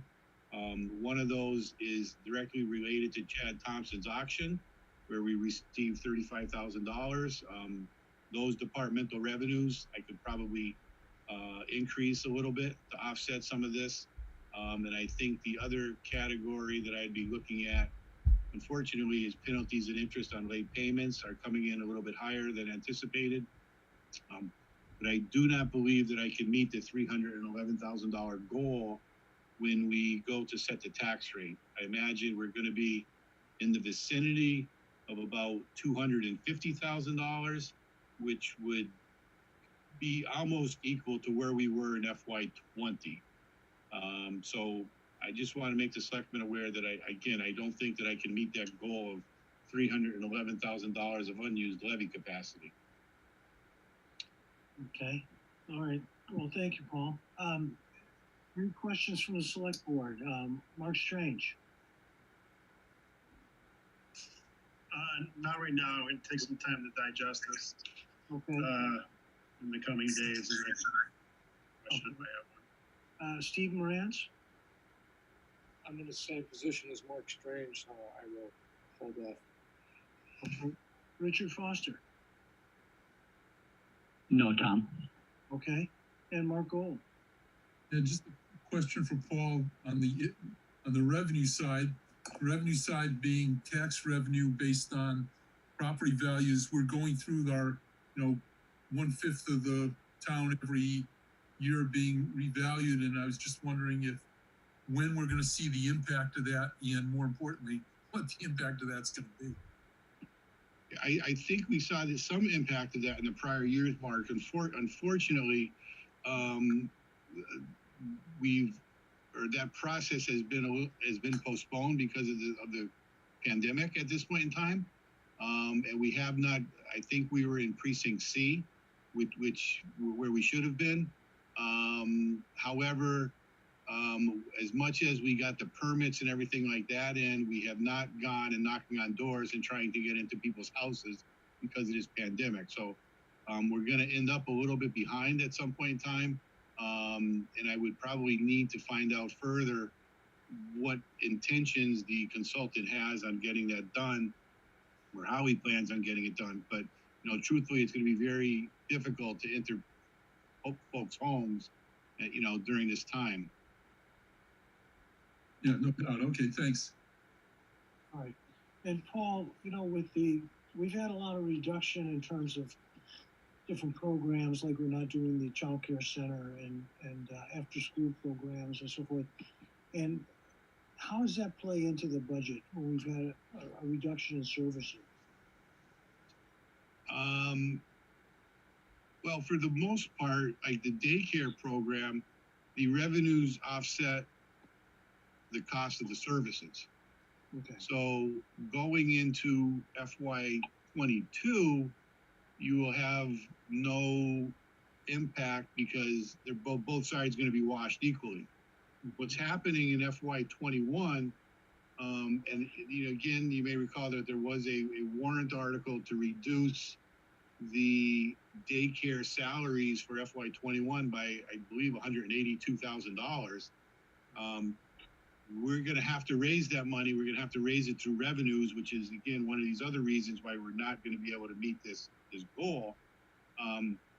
But at the end of the year, we are also not going to have expenditures against that $182,000, and your free cash is going to end up being a little bit larger. So moving forward, like I said, they wash each other out moving forward. FY21, in the absence of that town meeting vote, we could not reduce that. We're going to end up charging a little bit more in taxation. And maybe it's something that can be made up in FY22 because it's going to end up in free cash at the end of this fiscal year. Okay.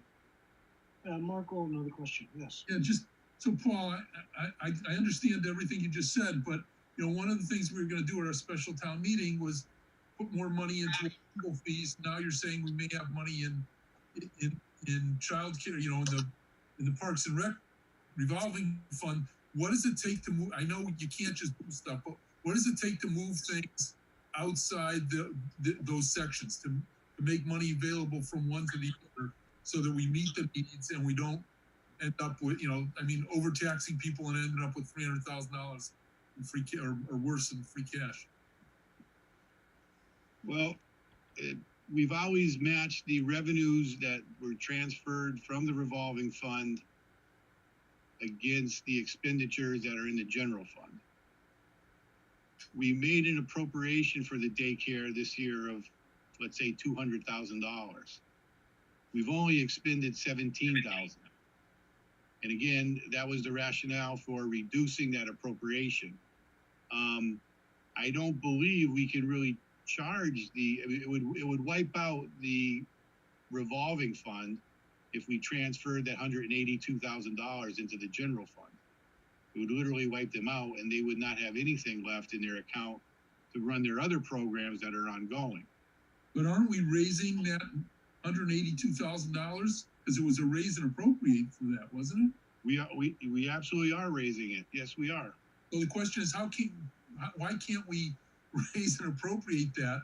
Because we have to, because we said we would. But we already did. But right, we already did it. But put it into legal fees or something we were going to try to move money into in the fall town meeting. I mean, do we have to go to the legislature and say, or the governor and say, look, in these unusual times, we need these special requirements to help us get through this because we can't have town meetings? Yes, the legislative branch are the only ones that can move money between appropriations. We appropriation at the function at the function level. So this would be moving money from community services over to general government, and we cannot do that without the legislative body, with the exception of the last 2 months of the fiscal year.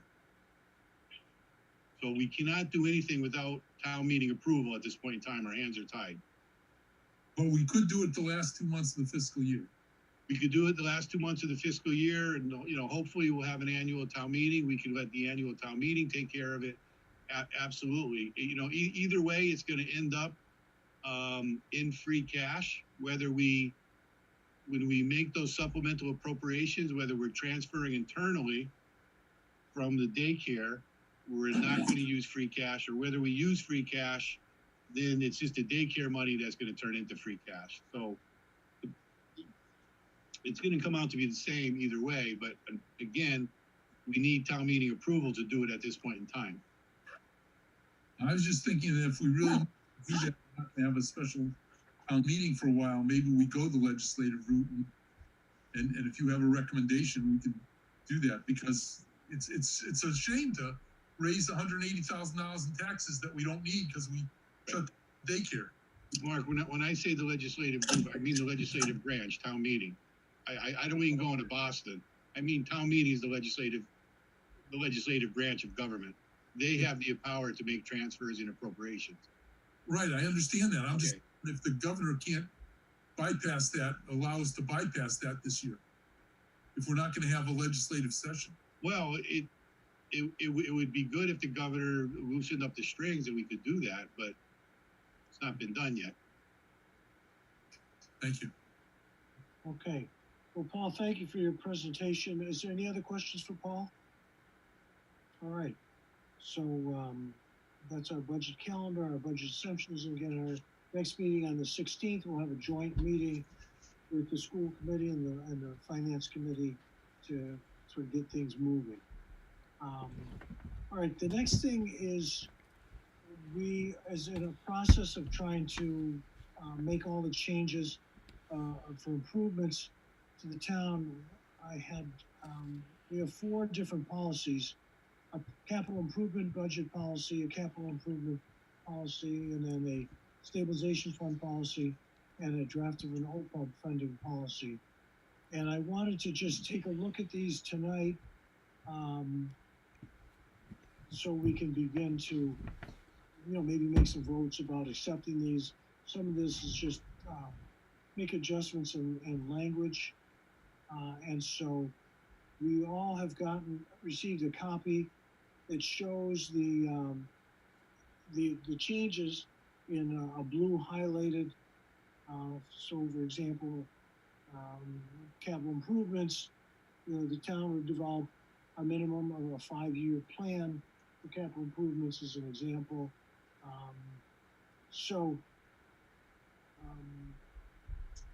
I guess as we look at these, I guess we'll start with, as people look at these, is there any questions that are coming to your mind? And I don't know what's the best way to do this other than just to look at them and have people ask questions. So if we look at the capital improvement budget policy, the first item of change is to change a minimum of 5-year plan for capital improvements and updated annually. Any questions on that? I'm just going to say that most of these are wordsmithing, Yeah. with the exception of that third to the last bullet. That is a brand new provision. It basically comes out of the Municipal Modernization Act that was approved a couple years ago by the state government. And it basically says that if we're going to have premiums on the sale of any bonds or notes, that those premiums go towards the project, and that the amount authorized be automatically reduced by a like amount of those premiums. Which document are you on? I'm talking about the capital improvement budget policy. That's different. So, because I don't see what you're talking about either, Paul. I had sent out the revision separately. Okay. There was one that I had sent out initially that didn't have that provision. And you may recall that I sent one out by email on Friday that had that new provision for the premiums. All right. Pick up that either, Tom. The one I just used the ones Debbie sent that had the track changes, not the one you sent, Paul. Sorry. Yeah, and that's what I was looking at, because the ones Deb sent had the It just marked it in blue. The copy you had sent didn't do that as well. So, let me, Yeah, you'd probably have to go back to my email of Friday. okay. So,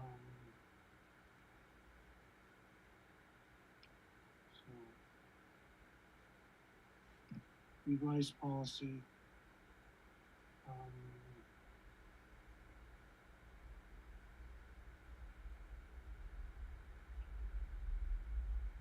Get this here.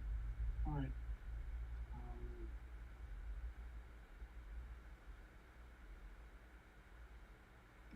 Sorry about the delay here.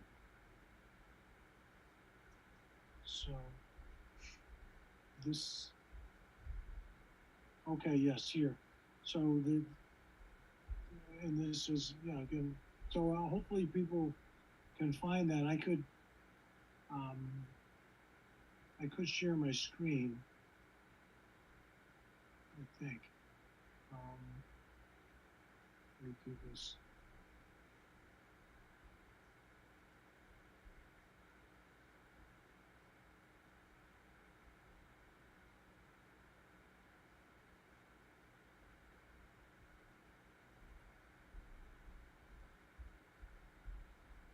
Okay, so hopefully folks can see this one.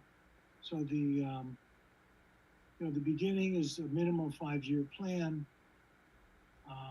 The next thing would be alongside the development of the operating budget, so the town will coordinate development as part of its annual capital planning process. It will protect equipment replacement for minimally the next 5 years.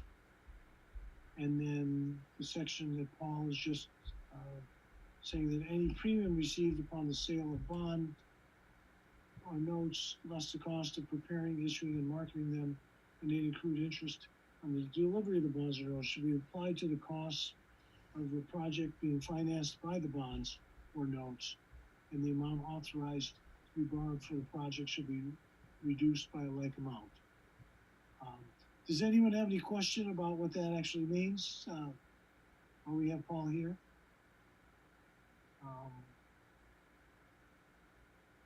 So it sounds like you're trying to do the best thing with the interest accrued. It became a questionable provision when we were doing the DPW the first round, where we did not reduce the authorization. We utilized the premiums, and then we later, because we still had the authorization, we went out to borrow that amount plus some additional money. So this kind of clears up, just the town not being allowed to do that and kind of, I don't want to say double appropriating, but appropriating extra money per se for any project that involves a premium. The only other thing that I would add to there is on the top sentence, after the word notes, that we insert the words rounded down to the nearest $10,000 level, only because we don't want to get into all the pennies and nickels here. That if we rounded it down to the nearest $10,000 level, it would just make it much easier for the finance advisor and the underwriters and all those involved who would get into the nitty gritty of these types of things to have that rounding availability. All right. Yes. Paul or Mark Gold, yes. Yeah, I just want to add, Paul, why 5 years instead of just, the indeterminate amount that we had there? Which one are you on, Mark? Well, probably right at the beginning, right? Right at the beginning? Second bullet, yeah. Well, I mean, historically, we have done a 5-year plan.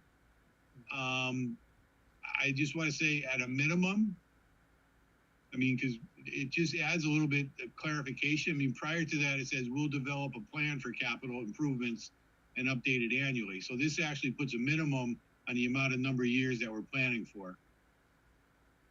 Okay. Okay. And 5 years is a pretty common, like best practice too for developing capital plans. So I think that's pretty consistent with what I've seen other places. okay. And so, and this says this was amended by the select. Last February, so I'm just bootlegging the draft that I had in place per se.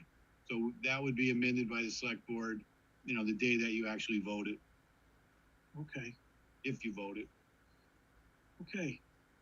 So again, this meeting, we're just gonna, review these, and then we would look at, if we're gonna vote them, at a further meeting. And then so this is the capital improvement, and then the draft, the stabilization fund policy. Now, can people see this draft?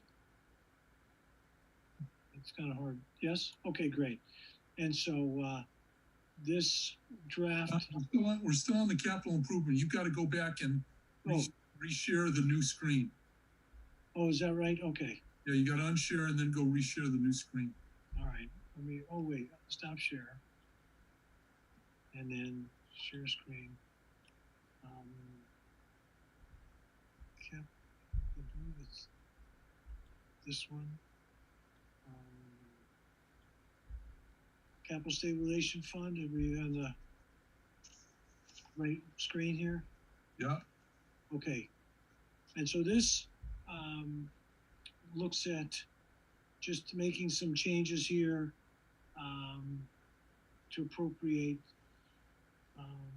Past practice has been to appropriate annually no less than 3% the town's general fund operating revenues, less any excludable debt amount within the revenues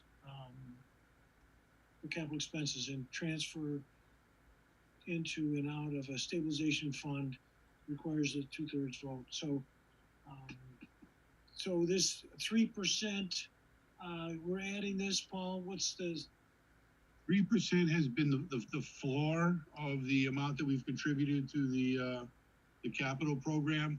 I think within another policy, within the capital improvement policies, we try to increase it by 0.25% annually, up to a maximum of 5, and that would be, up to a maximum of 4. That would be highlighted in the capital improvement policy, but I just wanted to put the floor in this particular policy to go along with our practice. Okay. And then we look at major repairs exceeding 25,000, and then purchase of capital access exceeding 25,000. Yeah, prior to that, it was 10,000. So this is actually just bringing it up to date. Yes, you probably can't get much for 10,000 anymore. And then criteria approval appropriations and transfers from the capital stabilization for meet one of least of the same criteria. So appropriations and transfers. And I guess I'm not sure how appropriations fits there. Can you explain that? Why is that? Versus just transfers. Well, I mean, what was there before was the word expenditures, and we cannot make direct expenditures from the capital stabilization fund. They have to be appropriated or transferred in or out of there. Appropriations would be coming out of there, but transfers could be going more or less in or out of there. But when we make a transfer, we're usually making a transfer to appropriate for a certain capital project, let's say a new dump truck. Mm-hmm. So that's why it's the word appropriation in there. Okay, that's good. And that going through that, can I just ask Paul a question? Yes, please, Mark. So my concern is bumping the minimum to $25,000 for definition of capital, because there's a lot of things that are going to fall into that $10,000 to $25,000 range that department budgets can't budget for, and now no longer eligible for capital stabilization or for capital's, planning committee to recommend it through the capital budget. And so, I'm not sure that this is the right year to do that. I don't know everything that falls through there, but it seems to me that, if I recall, there was a lot of major office equipment, whether it was, letter openers or closers or staplers or things, automated things like that, were all in the $10,000-$15,000 range. And I'm just wondering if that's not going to provide problems for us. I haven't gone back and looked at what we approved last year that was 10,000 and less than 25, but I'm certain there were a few things in there. Mark, it certainly will cause problems, and the problem that we're having is that it's already causing problems because within the capital improvement policy, which is different from this, we have identified that capital is $25,000 already. So we're just making the problem consistent. That's all. Weren't we authorizing stuff at $10,000, or wasn't the capital planning committee? Yes, originally it was $10,000. Right. However, on August 6th of 2018, you approved a capital improvement policy that stated capital items were $25,000 in value. So we've already been confronted with this, and we've dealt with it. If we have to go to town meeting for those small appropriations up to 25,000, that's what we have to do. So is there a way that somebody can put aside a pool of funds for those $10,000 to $25,000? I mean, I really, we could. It ought to be the town manager gets to approve that kind of stuff, and the town meeting goes to $25,000 because it's capital. Right. The only other alternative is to bump up the finance committee's reserve fund, which only has $20,000 in it right now. But if we bumped it up, they could take care of one or two projects maybe that fell within that dollar range.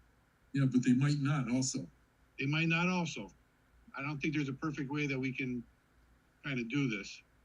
Well, I'll tell you, a perfect way is to take our 1.9 million in capital and make it 1.6 million in capital and $300,000 for projects, $10,000 to $25,000, and put that in the operating budget.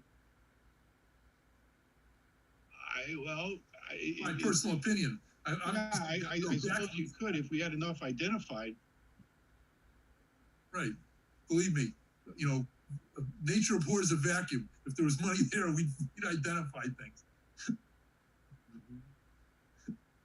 Okay, so that's good questions. Any other questions from members of the board regarding this suggested changes to this policy? All right, so we can digest this and move on to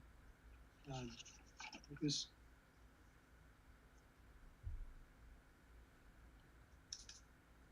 We had another one here.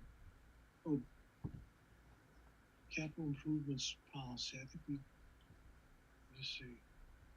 Oh, budget policy, stabilization fund. So this is the capital improvements. Let me see if I can close this. The OPEB funding policy is the fourth one, Tom. Yeah, I think we had skipped the second one. That's the fourth one. Yeah, I know that. So this one is the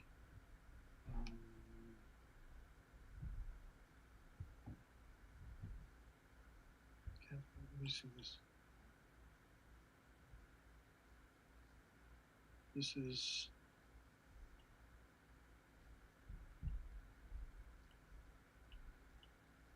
capital improvements policy. And there in the first paragraph, you have your $25,000. Right. Yeah, I don't want to confuse this anymore, but Pete Landed had sent in a amendment to this that is probably not showing up on this. Well, not on the draft that, we'd have to open up on a different. Yeah, you'd have to get Peter's. Again, he actually sent that to you. I think he sent it something directly to you on Friday, and then I may have sent it out again for him today.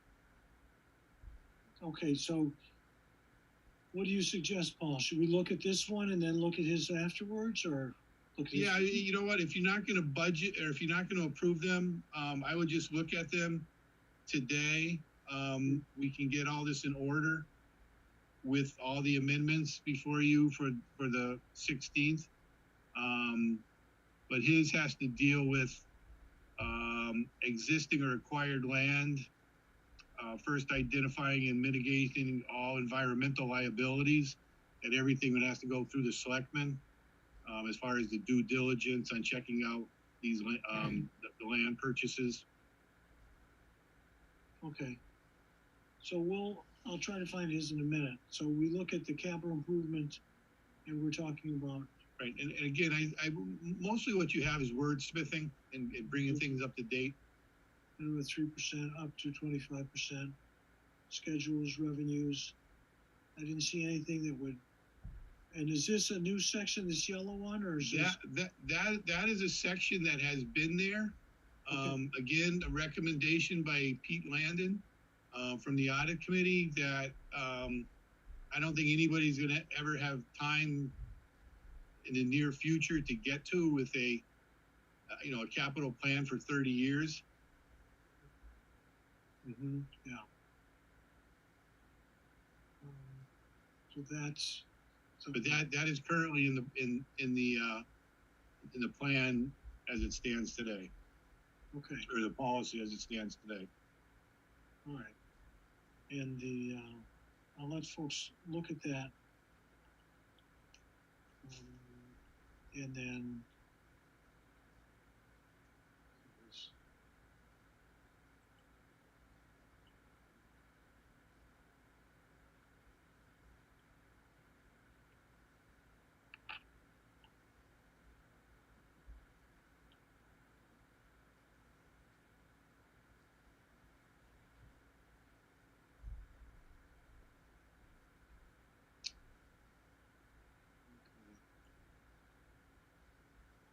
So next thing, I'm trying to go to my.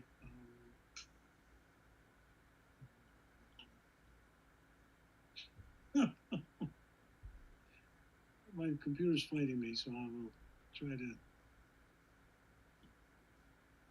Oh, geez.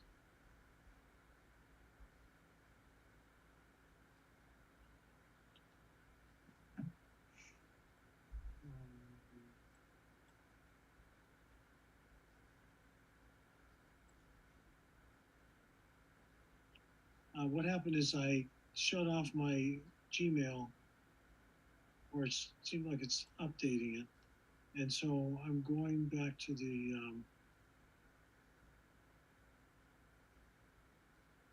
Pete Landon revised policy.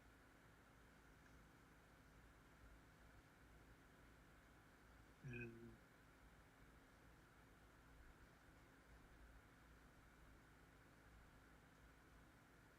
this is dealing with premiums. This is, let's see.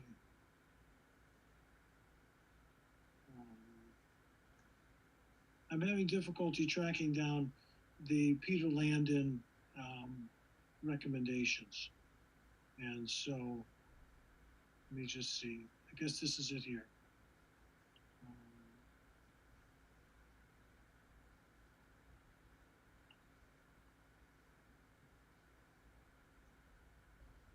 Okay. So if I close this, go back to here. Share screen. So this is a. We already did this. This is the beginning of it, unless that's Peter's. Okay.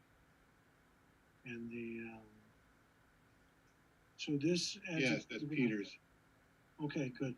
So capital improvement of existing or acquired town assets will not be approved or funded without first identifying mitigating of all environmental liabilities without prior approval of the select board. Due diligence to identify and disclose environmental liabilities will be performed comprehensively and completely. So that is an interesting point that, it's worth looking at, definitely discussing. Oh, and that's the only change. He's Yeah, just- that's the only change from what you had looked at before. Okay. And the rest of that was more or less just wordsmithing, except for this. Any other questions on this plan or on this paragraph? Or comments? Okay. Then next we go to OPEB. And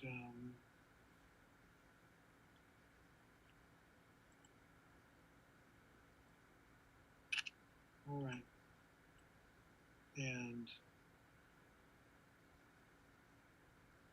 so we have this policy already about unfunded liability for post-employment benefits for individuals. Right.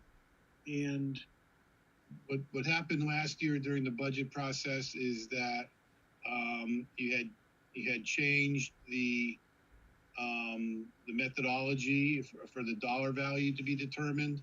Instead of being it a percentage of revenues or tax revenues, you changed it to a $500,000 amount. And I guess I'm just looking for direction for FY22. If you wanted to go with $500,000 plus 2.5%, or what your thoughts are at this point in time on OPEB funding. okay.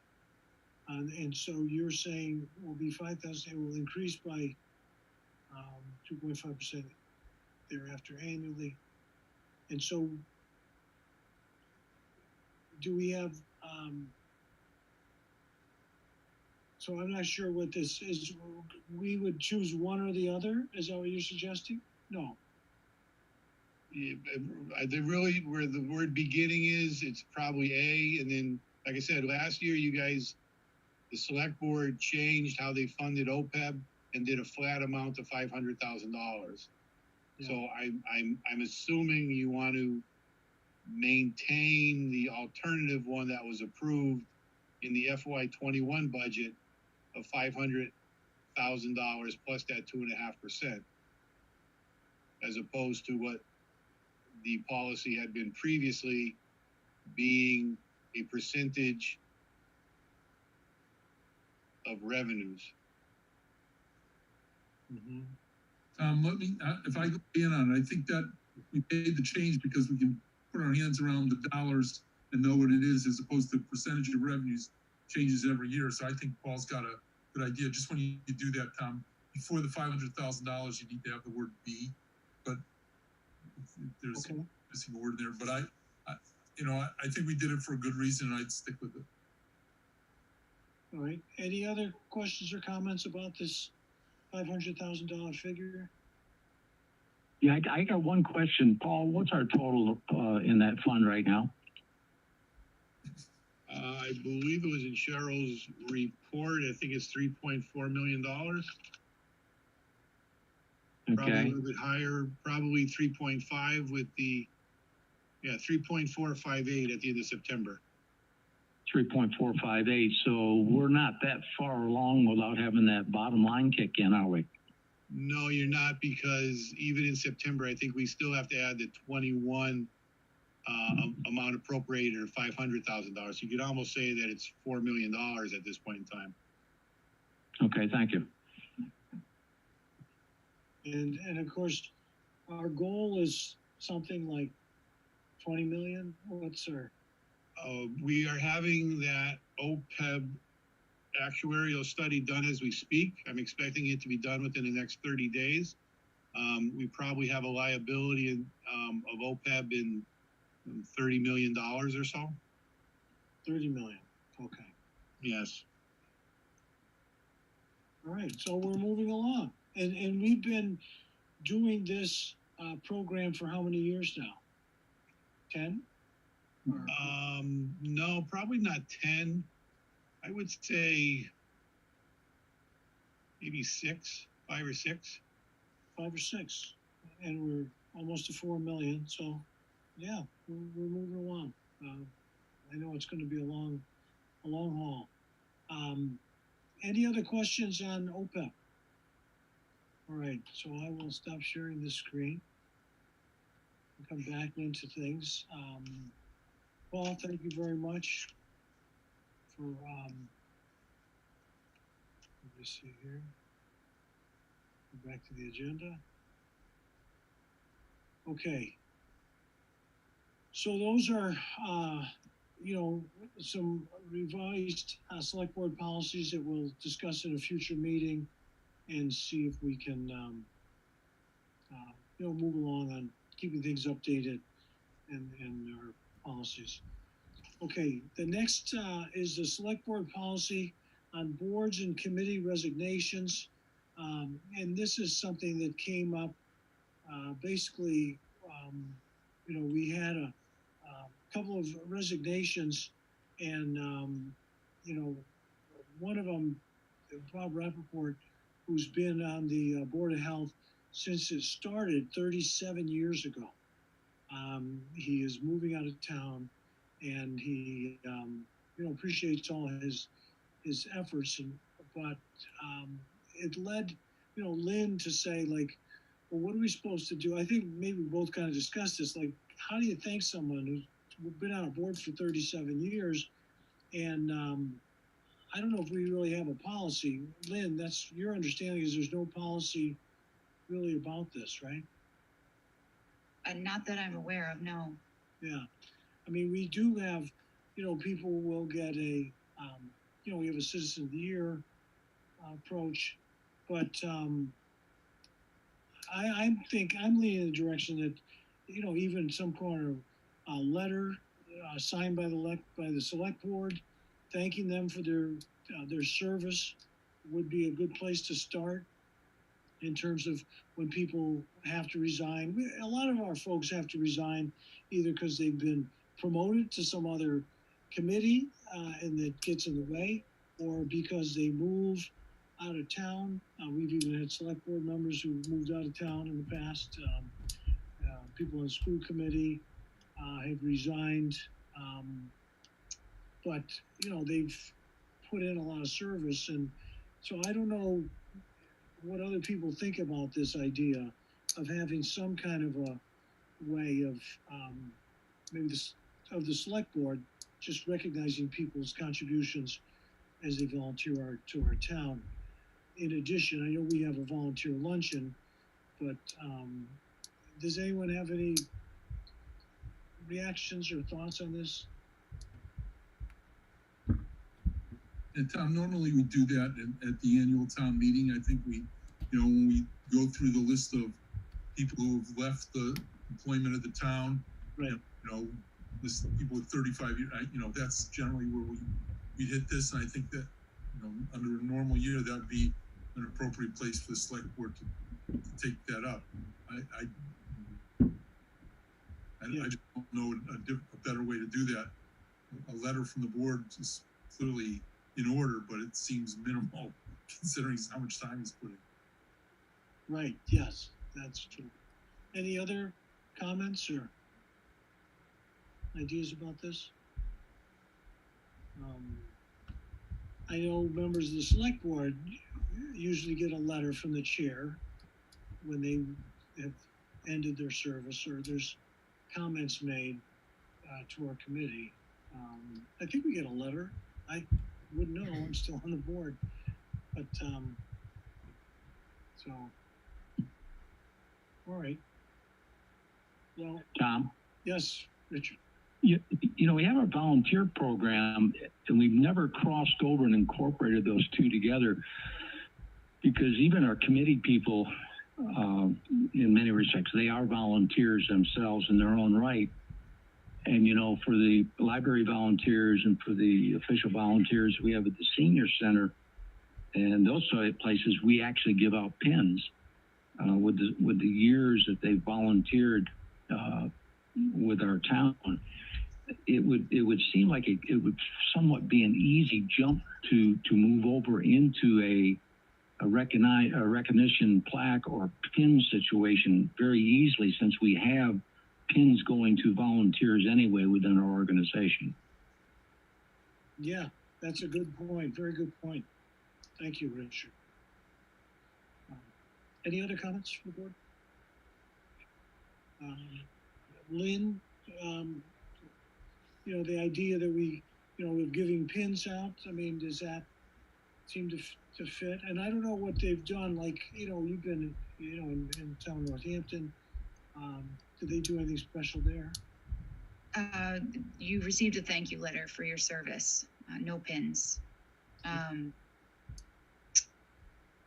I was going to say something regarding pins. It escaped me now. Yeah, I mean, at this point, they would have to be mailed because we wouldn't have someone come in for that. Right. Yeah. But, you know, that would be something we could think about. I don't know. We could talk about this more, and in the future, maybe we'll come up with some kind of a proposal for the board or suggestion. But Richard, I appreciate your suggestion of pins, and I know that people are recognized at the annual town meeting for sure. But you know, perhaps a letter. And if anyone comes up with any other suggestions, why don't you send an email to Lynn so we can just process that. That might be a good idea. Okay. And now the irrigation meter discussion. We received some emails from town residents, and I know Mark had sent us some of the discussions that were related to the irrigation meters, and so you know, I'm wondering if we could take some of those. Mark, I don't know if you have those handy, and maybe you'd be able to like post that to the. Yeah, unfortunately, they're not on the computer that I'm zooming on, but because but the just so everybody knows, the dates on those documents were clearly 2012, so it's nothing new. I mean, and they were all prepared by our water department at the time when we were considering this, and we never got past the consideration stage, but it was what I would say a well-developed proposal.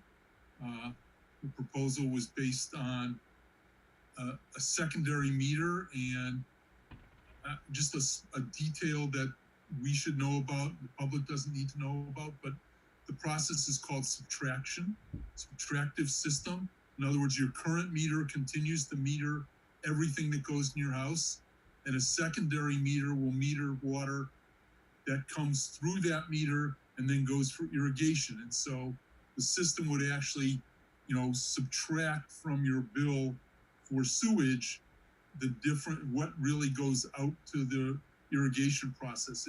It's developed by our DPW and intended to be a better process, more complete, and you don't have to worry about if the sum of the two equals the whole. People are paying for all the water they use, whether it's for irrigation or for potable water in their house. So that was the purpose of the discussion. There was other things there about the need for a backflow prevent, you know.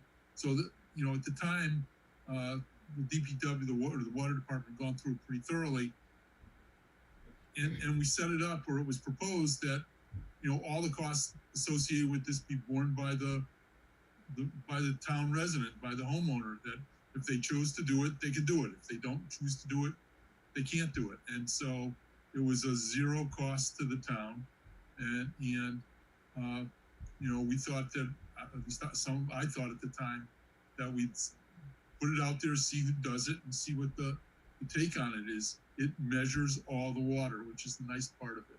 You know, it doesn't do any estimates. It's a 21st century, you know, solution to a 21st century issue. It's not a 20th century solution of estimates or whatever it is. We have remote water meter reading now.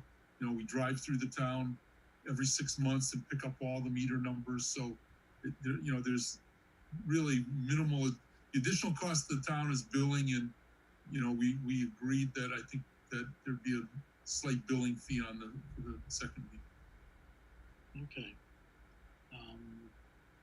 All right. I'm trying to look at unfortunately, I'm having difficulty pulling up that attachment. Lynn, do you have any luck on that? Yeah, which document do you want to see right now? The memo from 2012?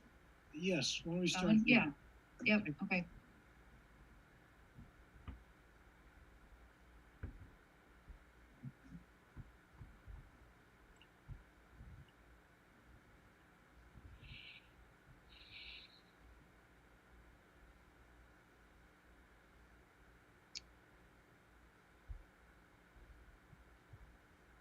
Mark, while they're checking on that, just I wanted to follow up with a question. Sure. I'm new to this process. So if you have a separate water meter that essentially just measures, captures whatever water is used for irrigation or watering your garden, whatever doesn't go anywhere. And so that those charges would otherwise be currently kind of subsidized rates to keep them lower, I guess. So if a separate meter were put on a house, would the sewer rates go up? So the short answer is yes.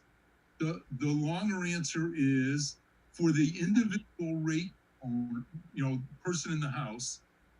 Right now we have that 220 unit cap on sewer rates. So they would get charged for all the water that goes through their main meter, and sewer based on the difference between what goes through their main meter and what goes through their irrigation meter, and they get charged for all of that sewage. Okay, but one can assume that if more than 50 houses in town did this, there'd be a measurable amount of water that's currently being billed for sewage that wouldn't be, assuming that it falls in that something below the 220 units level, and therefore those costs would be borne by everybody else.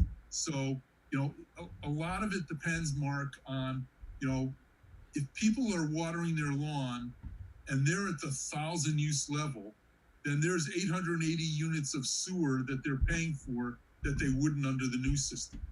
On the other hand, if they're watering their lawn and they're using 280 units of water, there's only 60 units of sewer that they wouldn't be paying for, that kind of stuff. So the difference is very, depends upon how far under the 220 that they fall. And I may have misspoken about that because nobody pays above 220. It's, how much of up to 220 does really goes out to their sewage.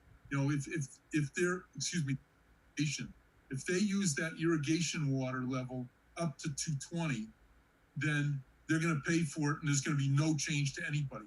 But if their sewage goes down to from 220 to maybe 150, there's 70 units that have to be distributed to everybody else in town. So that's a better way to think of it. How much below the 220 level are people with an irrigation system? And there's no way of knowing. They may be right at 220 and there's no change, but they're maybe at substantially below 220. They may be at, who knows, 100. And then there's that 120 units that everybody else is going to pay for. My take on it is, but people are going to pay for what they put in the sewer. And the cost of sewage disposal will be what we're really doing. Right now, the people who irrigate their lawn are subsidizing our sewer rates. So if you're, and I don't know the numbers on this, but if you're irrigating your lawn, presumably you're probably going to be over the 220 cap. And once you get over that 220 cap, then it is just water charges, right? No. Correct. So the only thing you're going to save by putting in a water meter of your own is your sewer charges between 220 and what you actually use for sewer. Gotcha. And let's say let's be real optimistic. Let's say it's 70 because it's a nice round number. You're going to save 150 units of sewer costs. I think our sewer costs are like, let's call it $3, something like that. So you're going to save $510, on your water bill is what you, but that $510 is what it costs the town to have their sewage treated. So that $510 that you don't pay gets distributed amongst everybody else in town. Over time, our water fees, our sewer fees will go up.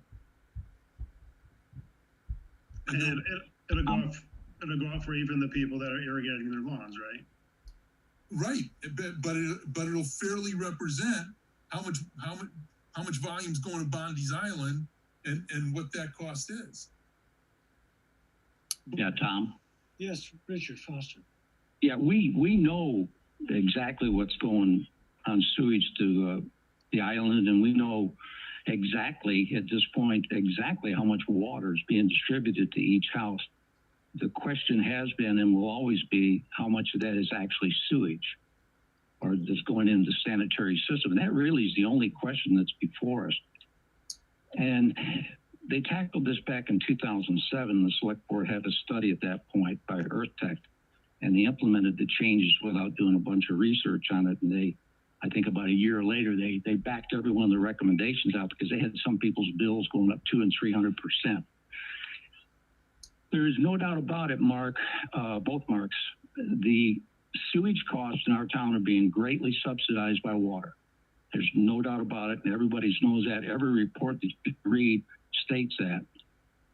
It's at what point is it fair and what point is it not fair? Now, if you've got a customer, and there are customers here that only use 2 and 3 units of water a month, and during the winter months, they only use, say, 2 units of water. So that really sets up what this thing we talk about winter average in the sewage, that sets up what their actual normal amount of water is going in the sewage system. And Mark was referring, I'm sure he was referring to that as 20th century. Well, there's some cities thousands of times larger than others that use this system every year. It's used all across the country. It's a well-known process of doing sewage measurement without actually measuring it. It's highly accurate if you've got accurate water reader meetings coming in. What it does pick up, and what I've been looking at the database, I've got a database got over 5,400 things, and I've spent literally weeks looking over this database in the last several months, last 2 or 3 years, matter of fact. You'll find winter rates that are extremely high, and you look and you'll find out they got a leak. There's something going wrong at their house. So, I mean, there's a lot of things come off these data sheets. It's interesting. You know, when you see sewage rates that you annualize out and it goes above what the water is for the entire year, you figure there was something very flawed when they took the sewage rates in the middle of the winter. They had a broken line or leaking refrigerator or whatever. The study, what I failed to find, and I found it today, a rate study August 31st, 2017, that really needs to be shared with the board. The problem with, I've been looking over this afternoon and I've been looking over tonight as we've been meeting. The problem with it is they've made some assumptions in there that they haven't been truthed out. And when I say they haven't been truthed out, is getting Pete down at DPW to sit down with the actual database and start to pull a X amount of accounts out and apply these assumptions and see if it rings true. I pulled off 500 accounts off our 5,400 accounts. I just grabbed people anywhere from 100 units of usage to 100 units of usage a year. And I applied the winter averaging thing, and obviously some of them I threw out because you could tell the records were flawed. I mean, they were showing more winter usage analyzed over the whole year than their total water bill was. So there was something wrong with the figures taken during the winter, or they couldn't anything. Ironically, in this small sample, and I was surprised, 60 out of 92 of the ones that I actually filtered actually had an increase in their total utility bill. Because some people, depending on how their usage was, they really saved money.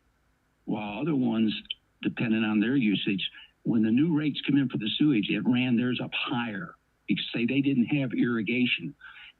It was very out. It was like 48 units in and down, you were okay. But if you went above that, you got in trouble. So there's no easy answer. I can assure you that after spending hours and hours looking at these databases and figures.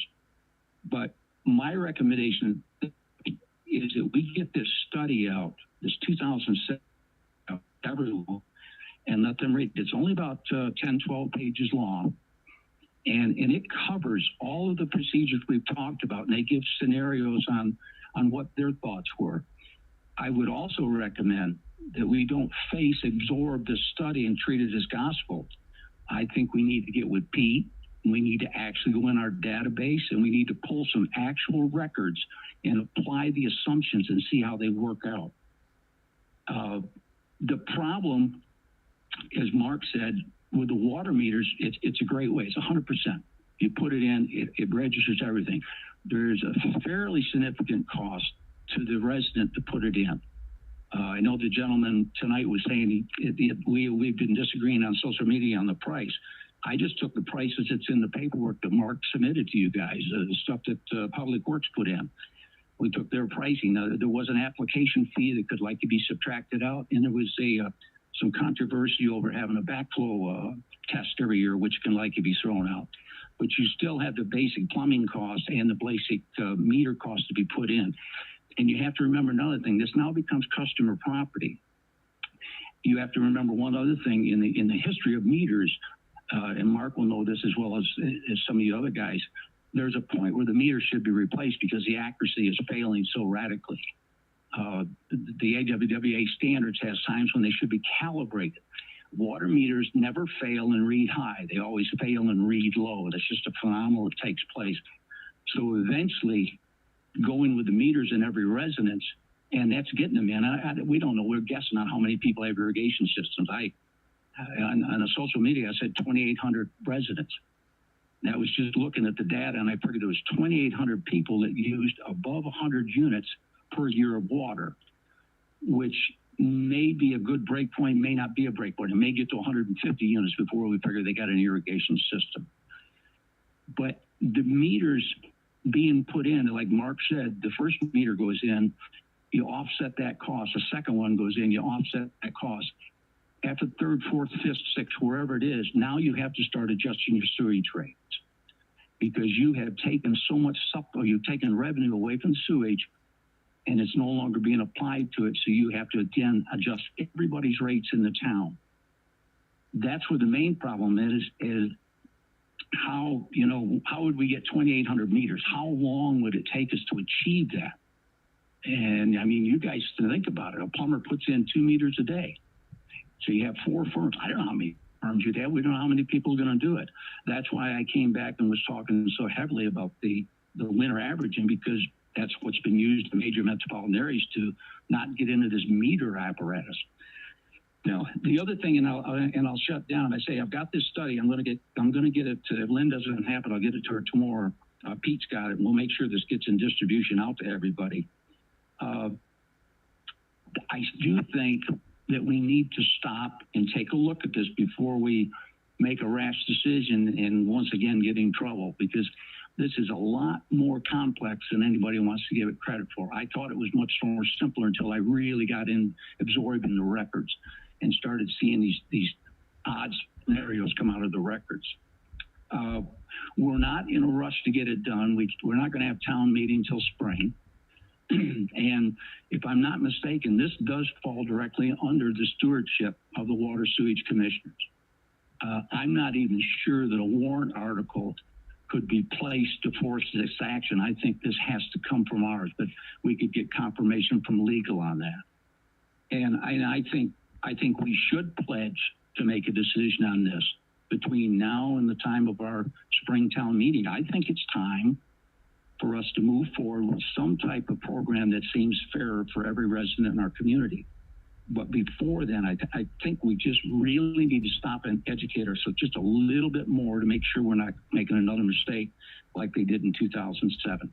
Thank you. Okay, thank you. Any other comments, Steve Morantz? Do you want to weigh in on this at all?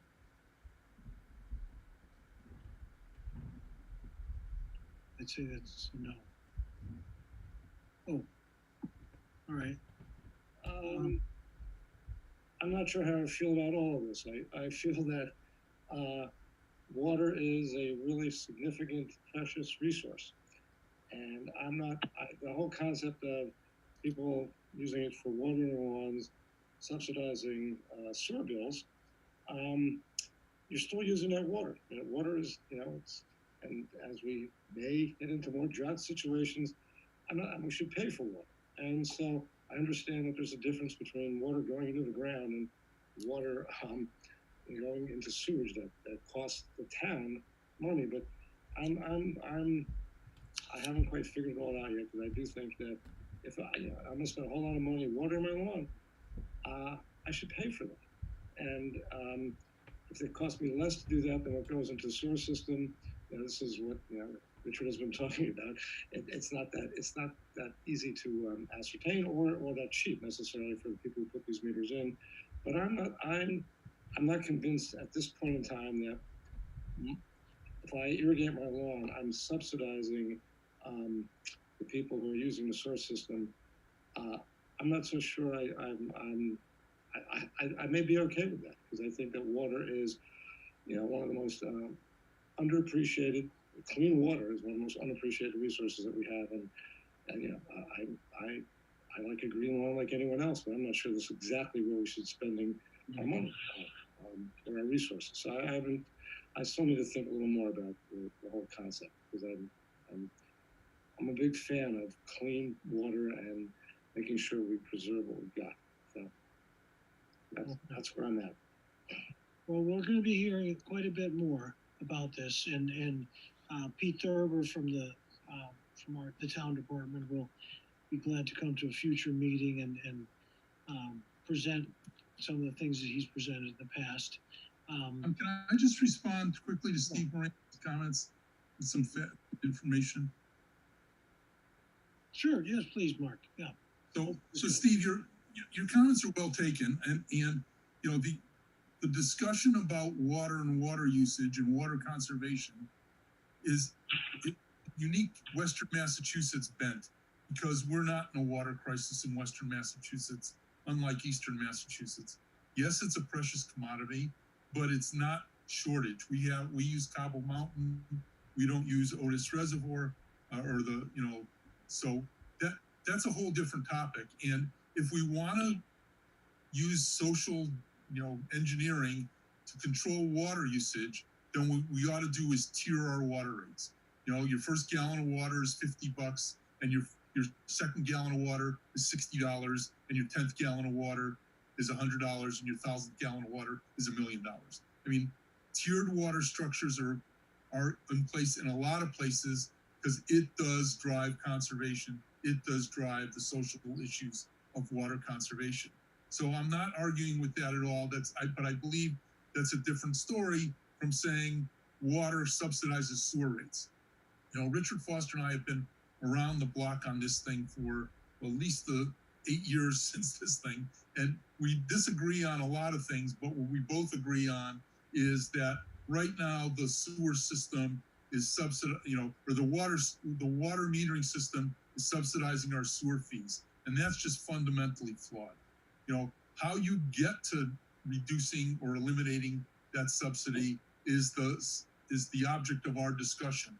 Whether you do it through a winter averaging system, which Richard has, or a secondary metering system, which I think is better, and I think is what we should be deciding. But I don't think we should be protecting the subsidy of our sewer rates by water users. I think sewer should pay for sewer, and water should pay for water. And if separately from that, we want to institute a process, and I'll go back to, I remember when Alex Grant was on the select board, he every year strongly pushed for a tiered water rate because he believed in conservation. But if you look at what's going on in the Springfield Water and Sewer Commissioners, there's no shortage of water. And in fact, because of the Long Meadow process, I'll just add this, the water fee we charge our residents is just about 50% the cost of water from Springfield and 50% the cost of both, which is a combination of our cost to distribute it and our capital cost for building our water system. And you got to keep in mind that the water itself is only a fraction of the cost of what we charge our residents for water. So I just want you to keep all that stuff in mind when we start talking about this in the future, because I agree with Richard. We really need to come to a solution on this. We owe the residents an answer one way or the other, or in my opinion, they're going to give us their answer. One quick thing, Mark. National average is 60 gallons. We are running consumption-wise in our town right now about 96 gallons per person per day. Apparently, the state has demonstrated concerns in the last couple of audit hearings with our DPW about our high usage. We are way, way, way off the spectrum on our usage in our community. Oh, I'm not arguing with that, Richard. It's absolutely, but that's a separate discussion from the sewer rate. Right. So, but that is another component of this, is to look at, would our decision on this sort of a policy affect people using more water? We'd have to consider that. But Mark, when you were discussing earlier, so the large, like Bay Path could be a large water user. But once they reach a certain level, that's it. The limit doesn't apply to commercial customers. That's residential. The 220 limit is residential, not commercial. Not commercial. So in a commercial place like Bay Path, then right now for water that they use over, for irrigation, then they pay a rate that helps, take care of our sewer systems, which are always in need of repair. They have irrigation meters.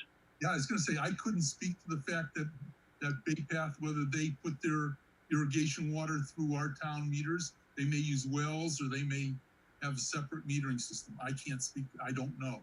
But my sense is they're pretty smart, they're pretty smart there. I can't believe they pay sewer fees on their irrigation water.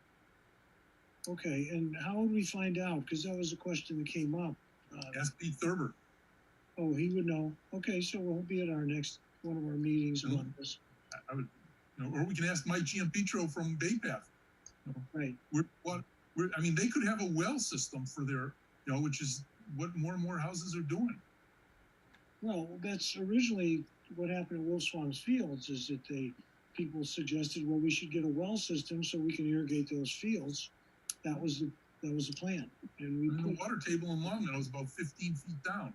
My neighbor dug his well by hand. Yeah, I know a guy who did too. Yeah, that's true. So that is another thing to think about, that if folks are really concerned about the costs of water, maybe they would just get a well for their watering system. But I don't know how expensive that is. But again, tonight was just a preliminary discussion. And I know we'll have more information to do this. Lynn, I had asked you to pull up some of these documents. We've been discussing things, we haven't gotten to them.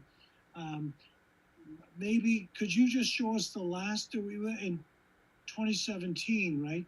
There was a discussion. Yes, that one's not linked on the agenda. I can get it for the next meeting, or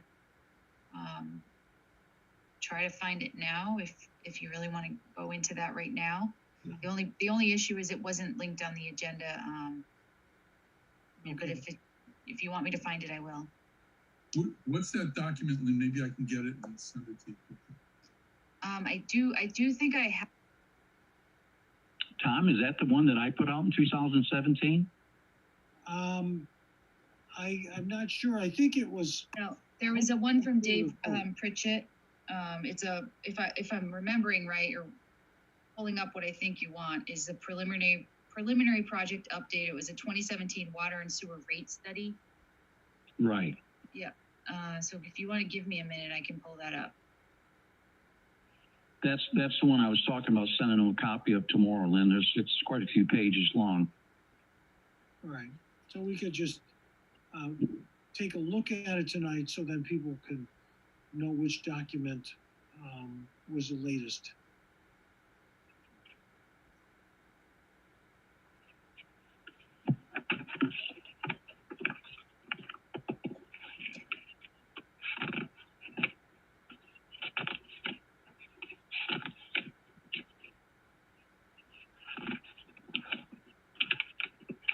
I think this is what you're referring to.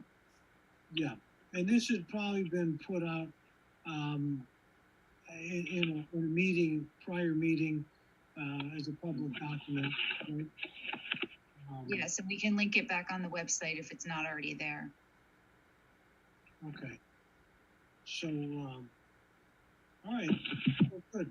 Well, this way we could be familiar with some of the fee structures and the key questions, so that when Pete Thurber joins us, we'll have some questions. I mean, it sounds like Richard and Mark are fully versed on this, but it would be nice for the newer members of the board and myself to get a refresher, but so we can, make a good decision. So, all right. Is there any other comments or questions on this issue that we're returning to? Yeah, Richard.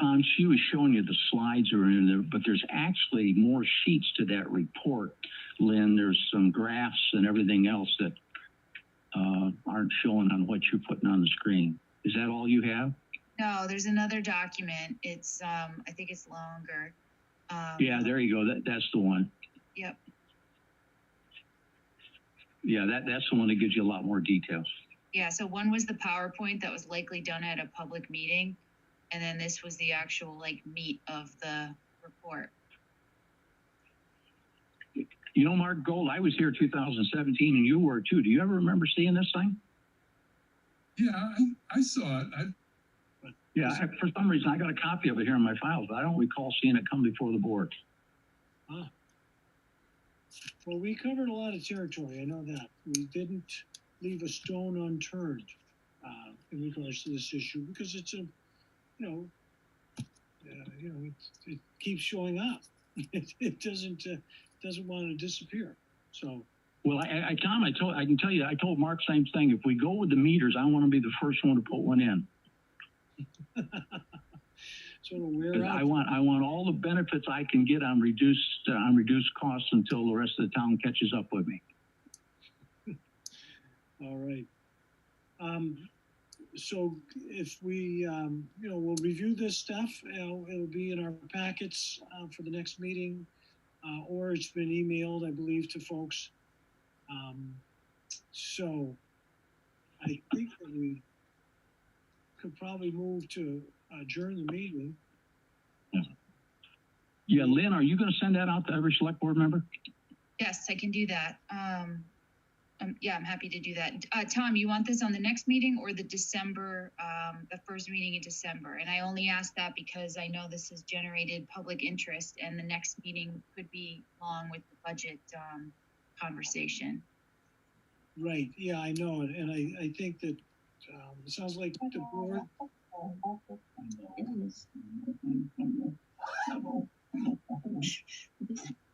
Okay, so it sounds like the board is pretty convinced it is something we need to pick up before the annual town meeting and make a decision on. So, I don't think we should definitely make plans for the next meeting, but, we have to pace things so that we aren't here till 11:30 or so.